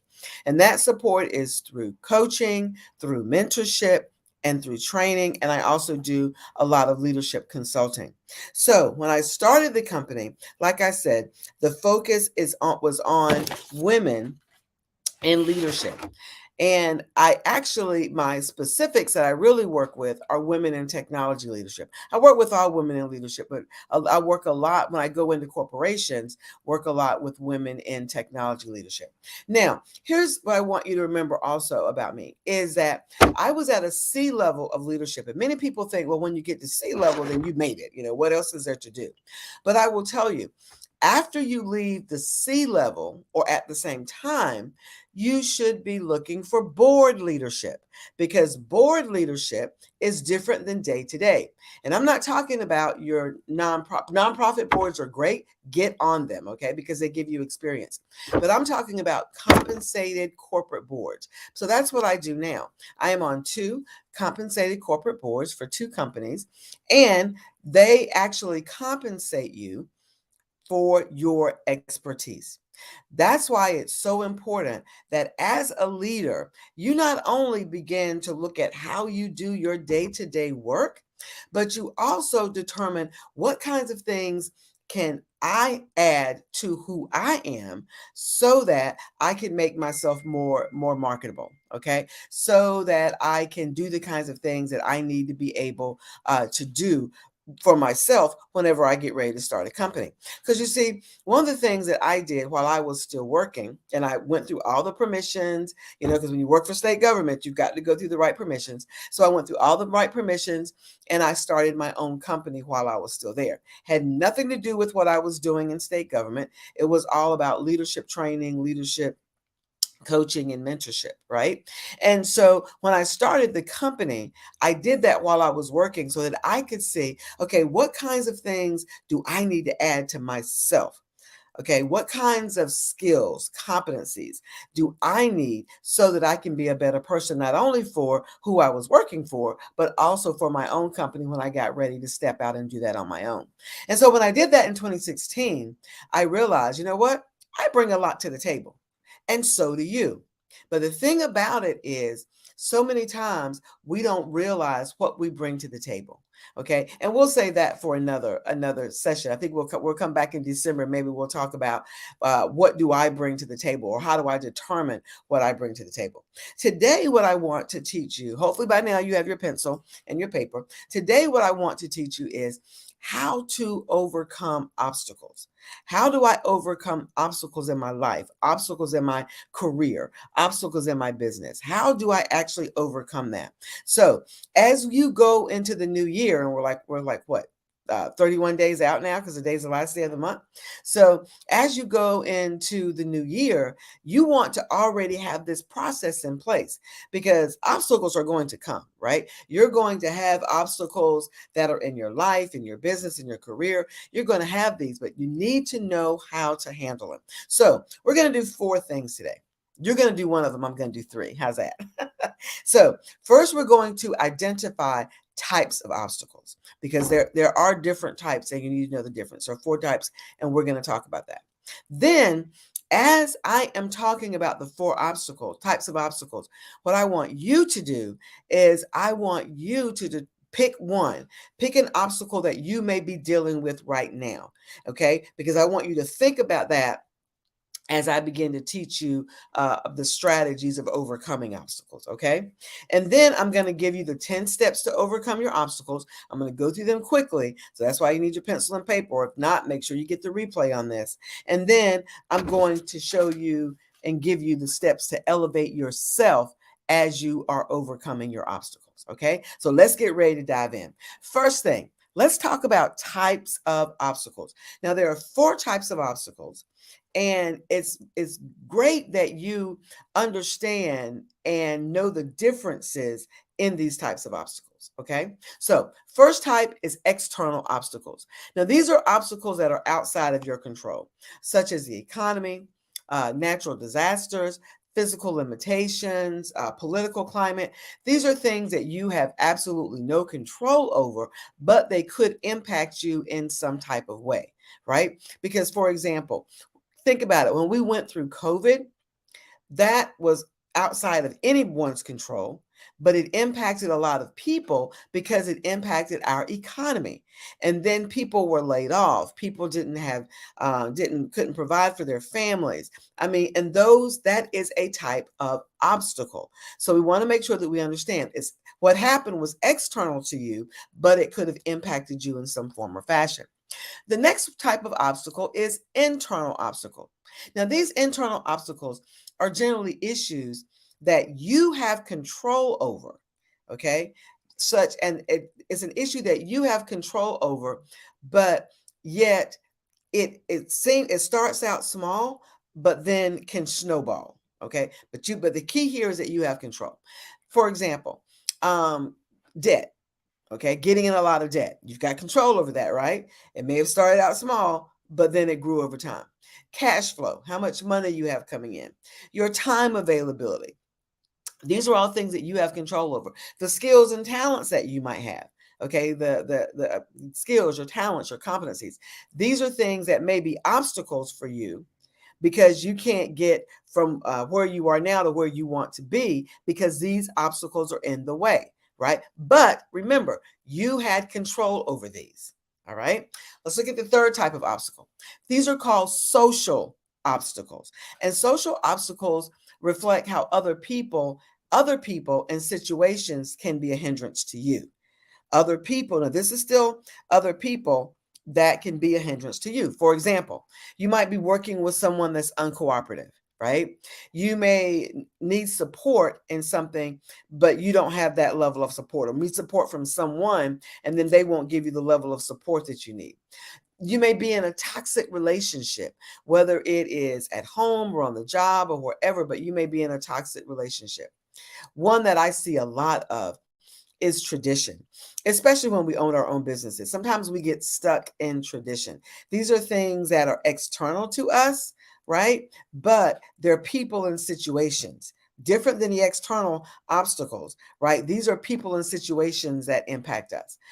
Social norms, okay? Things that are happening on the outside of us, but yet they're impacting who we are in our life, in our business, in our careers, right? So you've got external obstacles, you've got internal obstacles, you've got social obstacles. And the third type of obstacle, this is the one that most of us experience, or almost all of us have experienced at one time or the other, and those are our personal obstacles. Okay, our personal obstacles literally are how you get in your own way. Sometimes you may have heard that. There's a book that's been written about getting out of your own way, right? And these are obstacles such as bad habits, fears, your own emotional dysfunction, your own limiting beliefs, disorganization. I mean, how you organize things around you. Procrastination is a personal obstacle. A bad attitude is a personal obstacle. So these are the things that when we talk about obstacles, external, internal, social, and personal, then these are the kinds of obstacles that we all deal with. Now, what I want you to do right now is I'm going to give you about 30 seconds. I put my timer on here. I'm going to give you about 30 seconds, and I want you to pick an obstacle. Pick external, internal, social, personal. Pick an obstacle, because what I'm getting ready to do next is I'm getting ready to give you the steps to overcome them. But I want you to listen to these steps as it is reflected upon your own obstacle. Okay, so let me give you 30 seconds. We got about 25 left now, so you can pick your obstacle. Okay, so let's give you some quiet.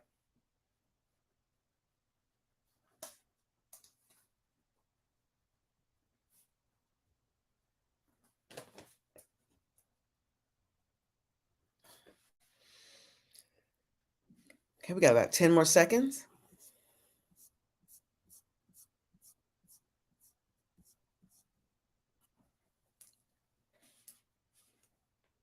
Okay.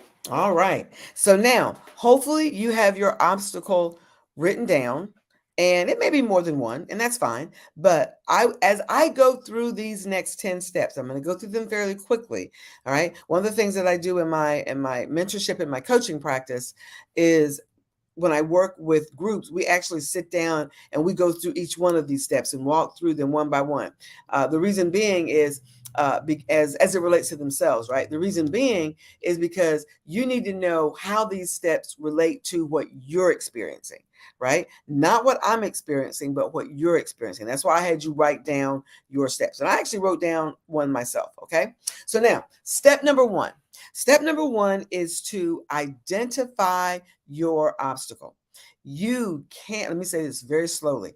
You cannot fix something that you are not willing to identify. And that's what I had you do. That was the first thing I had you do. I said, identify an obstacle. I said, write it down so that you can think about that obstacle as we go through the steps. So step number one is to identify your obstacle. Now, step number two, and this one takes a little work. Step number two is to adjust your attitude about your obstacle. Now, what do I mean by adjust your attitude about your obstacle? When I say adjust your attitude about your obstacle, so many times when we look at our obstacles, we look at it from a negative perspective. Okay, we look at it from a negative perspective. Okay, I'm going to take the obstacle of procrastination. Okay, the obstacle of procrastination. Almost everyone has or will in the future deal with the obstacle of procrastination. So if that's the obstacle that I've identified, say I've got a report that's due. Okay, this is something that I actually dealt with. Okay, not too long ago, had a report that's due on a certain date. Procrastinated a little bit because I thought, oh, it won't take me that long to get it done. But then It's like, oh my goodness, this report is due in like 10 days and I need to get to work. Okay. Now, when we talk about adjusting, as I identify the obstacle. So when we talk about step number 2, adjusting your attitude about the obstacle, what we're looking at here is you can't spend time saying, this is not something I want to do. Okay. You can't continue. This is what hurts us so many times in moving past obstacles, especially one like procrastination, for example. That's a personal obstacle. So you can't spend time saying, oh, I don't want to do this for my business, or I can't learn this, or this is not something that I should be doing. You've got to adjust your attitude. If that obstacle, if what is standing in your way is something that you need to overcome so that you can move forward in your business, that's the attitude you have to have. You have to look at the obstacle as something that is necessary for you to either move past it, take care of it, get rid of it, whatever. But you need to look at the obstacle as what is standing between you and what you want to do for your business, your career, or your life. Okay. You've got to change. You've got to adjust your attitude. You've got to begin to look at the obstacle as what's in the way. And then that way, when you look at it from the perspective of this is in my way so that I can't move forward, then you'll begin to say, okay, what can I do about this obstacle to move it out of the way so that I can move forward in a particular area? Okay. That's step number 2. So step number 3 is take time to process your obstacle. Take time to process this obstacle. Now, what do I mean by process? When I say process, you need to understand, why is it that this obstacle is standing in my way? Why am I allowing procrastination, for example, to stand in my way? Why didn't I start on the report 6 weeks ago or 4 weeks ago or whatever? Why didn't I start? You have to take time to process that particular obstacle because there's a reason why you didn't. Now, as leaders and as business owners, especially in leadership, sometimes we don't take time to process. Okay. Sometimes we don't take the time to process and to see what's going on and to understand, why is this an obstacle in my life? For when I looked at when I processed my procrastination was more because I had said yes to too many things. Let that one sink in for a second. I had said yes to too many things. And because I had said yes to too many things, then that made that obstacle, procrastination, become an obstacle because I put other stuff in front of that. Okay. I apologize. I'm at my dad's house in Richmond County, and that's his phone ringing, and he's not here. So it's got to ring on. Okay. So now, step number 1, identify. Step number 2, adjust your attitude. Step number 3, take time to process the obstacle. Now, step number 4. Step number 4 is to give control of your obstacle to God. Now, I will tell you that I am I'm a minister, and in addition to what I do with my company, I'm also a woman in ministry. I am a minister at my church. I have another ministry. We didn't talk about that. We're talking about business here. But I firmly believe that in order for you to be able to do what you need to do with your obstacles, you have to pray about the obstacle. When I say give it over to God, you've got to pray about it. You've got to look for spiritual ways of moving past this particular obstacle, as well as business ways and career ways. Okay. So what does the Bible say? And I say the Bible because that's what I believe, right? That's the book that I believe. I know that everybody here may not have the same faith as I do, but I always tell people you have to give control of your obstacle to the one who can actually take care of it. You have the steps to take care of it, but from a higher perspective, we want to make sure that we know that prayer and praise and worship and all those things need to be a part of moving that obstacle past. Because remember, some of these obstacles came to being because of what we did. Okay. Going back to my example, that procrastination on that report, was because I had said yes to too many things. And now I was like, oh my goodness, I am overwhelmed. I can't get this work done. It's not getting done, right? So I had to pray and say, God, how in the world am I going to be able to get this done? Okay. And I had to go in and adjust some things and that sort of thing. But when you look at your obstacle and you ask yourself, okay, what are some, for example, some Bible verses that can help me, that can encourage me as I'm moving past this obstacle? Okay. What are some affirmations that can help me? All of those things are important. Keep in mind what the step 1, 2, 3, and 4, all 4 of those steps so far have to do with you and your actions. Identify, assess, okay, process, and now give your obstacle to God through prayer and praise and worship. Okay, so now let's move into some action. So the first 4 was about you making some changes. Okay, now let's look at step number 5. Now, once you do all of that, step number 5 in this process is determine what actions you can do to move forward. So what is it that I need to do? So what I needed to do is I needed to readjust my calendar because I had to block out times in my calendar to be able to do the work for the report, right? I had to block out time. I had to make sure that whatever I needed to do, I had the time for it. So what did that mean? There were some things that some events that I couldn't go to. So I had to make a conscious decision to move past this obstacle of procrastination. And keep in mind, the procrastination was my obstacle. But what was the consequence of that? Having to not be able to go to some events that I wanted to go to. All right. So what kinds of things do you need to do to move past your obstacle? Okay, let's look at another example. Say, for example, there's a particular position that you want on your job, and you don't have the education for it, or it has a specific certification requirement and you don't have that. Then what are the actions you have to take? Well, you got to go, number 1, determine what certifications are necessary. Number 2, determine where do I find these certifications? Where can I take these courses?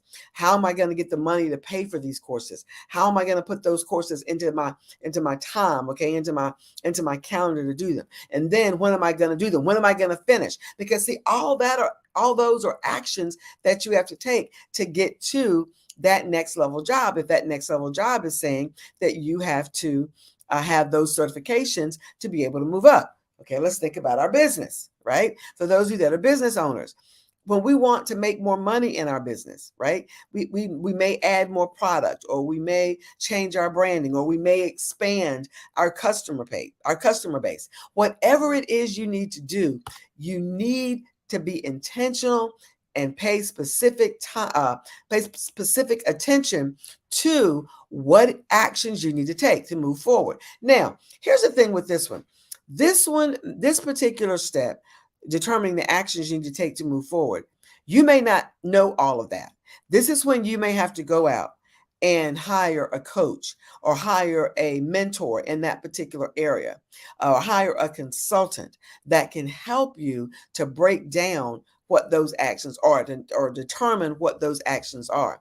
Because in step number 6, what we do is, once we know what actions that you need to move forward past that obstacle, then in step number 6, we're going to break down those actions into small goals, because some of your actions can be huge.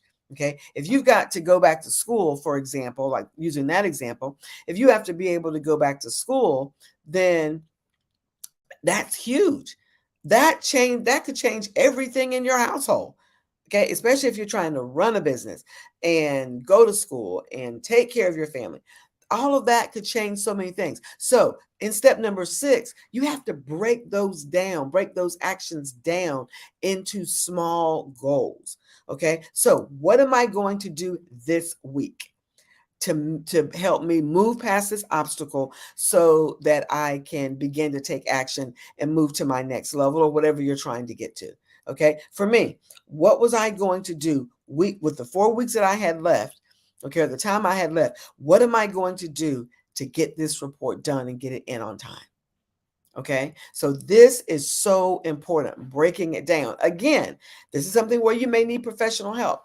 I tell my clients all the time is that there are some things about moving forward and moving past obstacles that you can't do by yourself.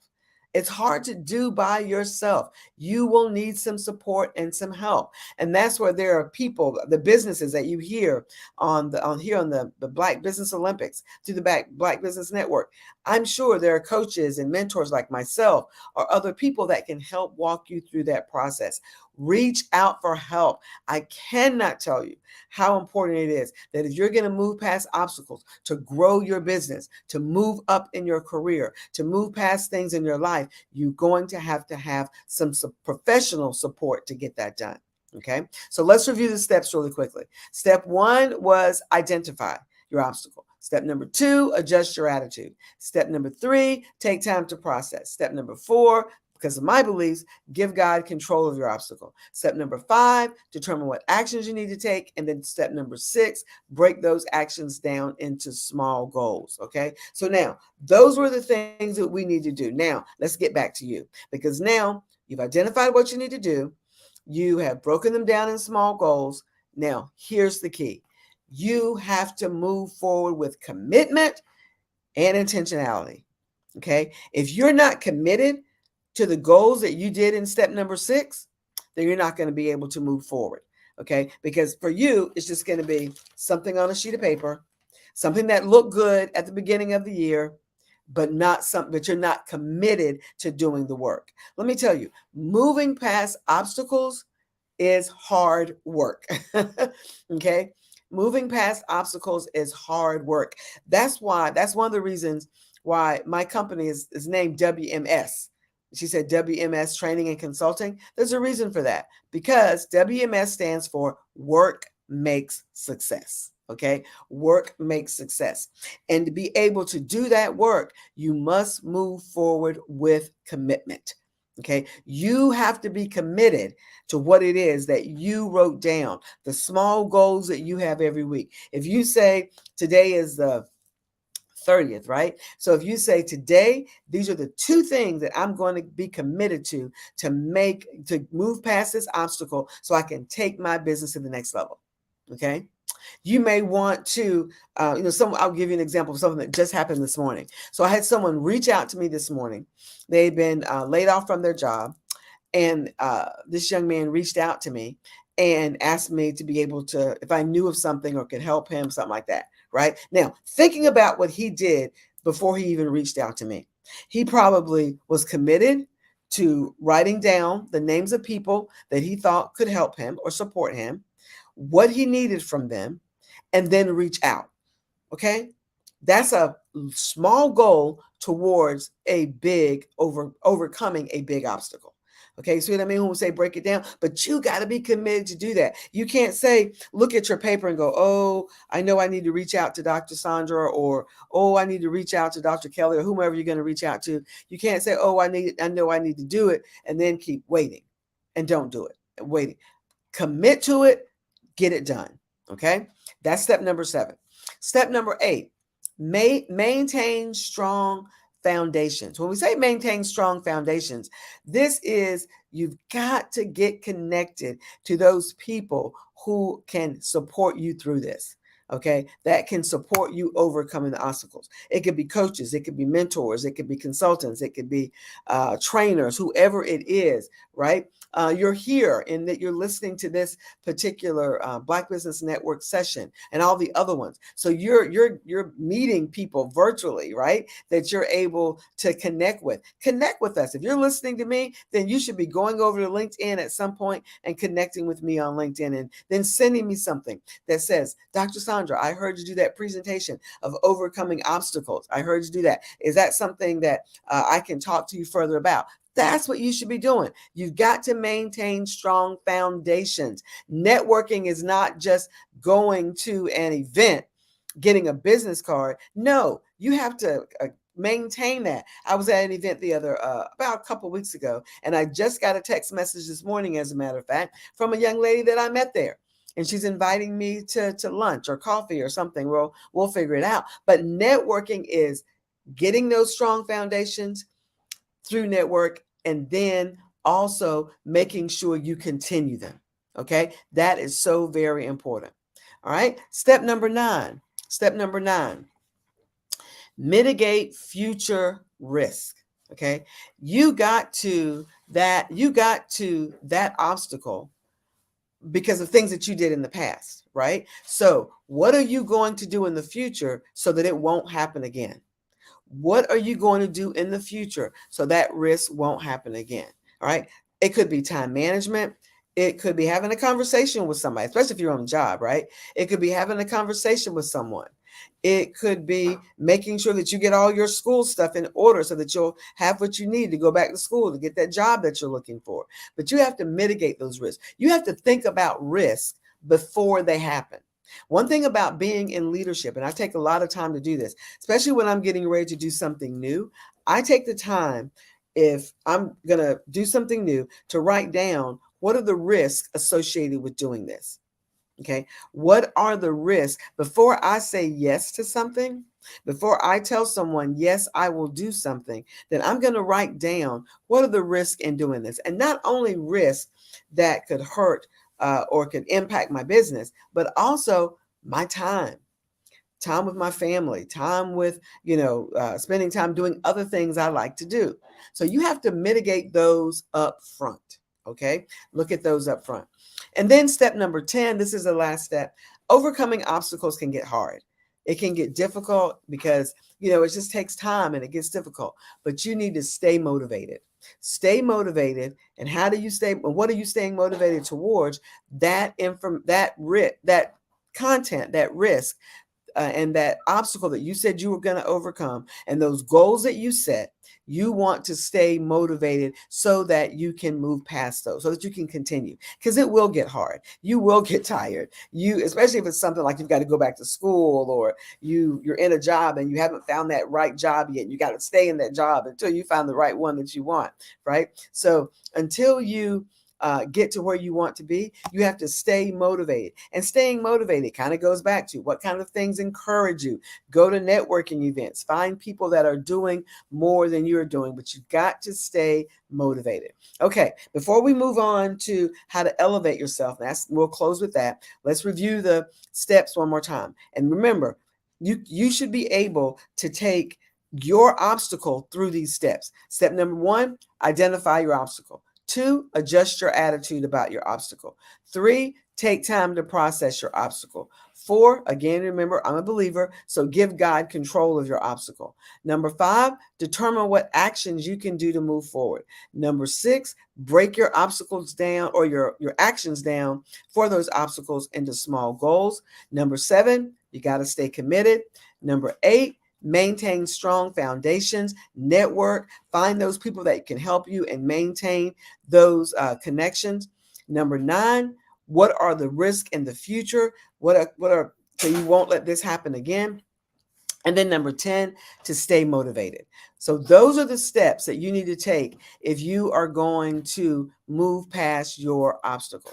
So now, let's look at finally, as we close out, how to elevate yourself after your obstacles. Now, this is important because when you are working on moving past your obstacles, sometimes, depending on what kind of obstacle it is, sometimes you sort of get discouraged, you get frustrated, you get angry. But in all of this, you've got to continue to speak positive to yourself. And that's what I call these elevation actions. These are elevating who you are. Okay. So elevation action number 1, elevate what you believe about you, regardless of why the obstacle is the way it is. Elevate what you believe about yourself.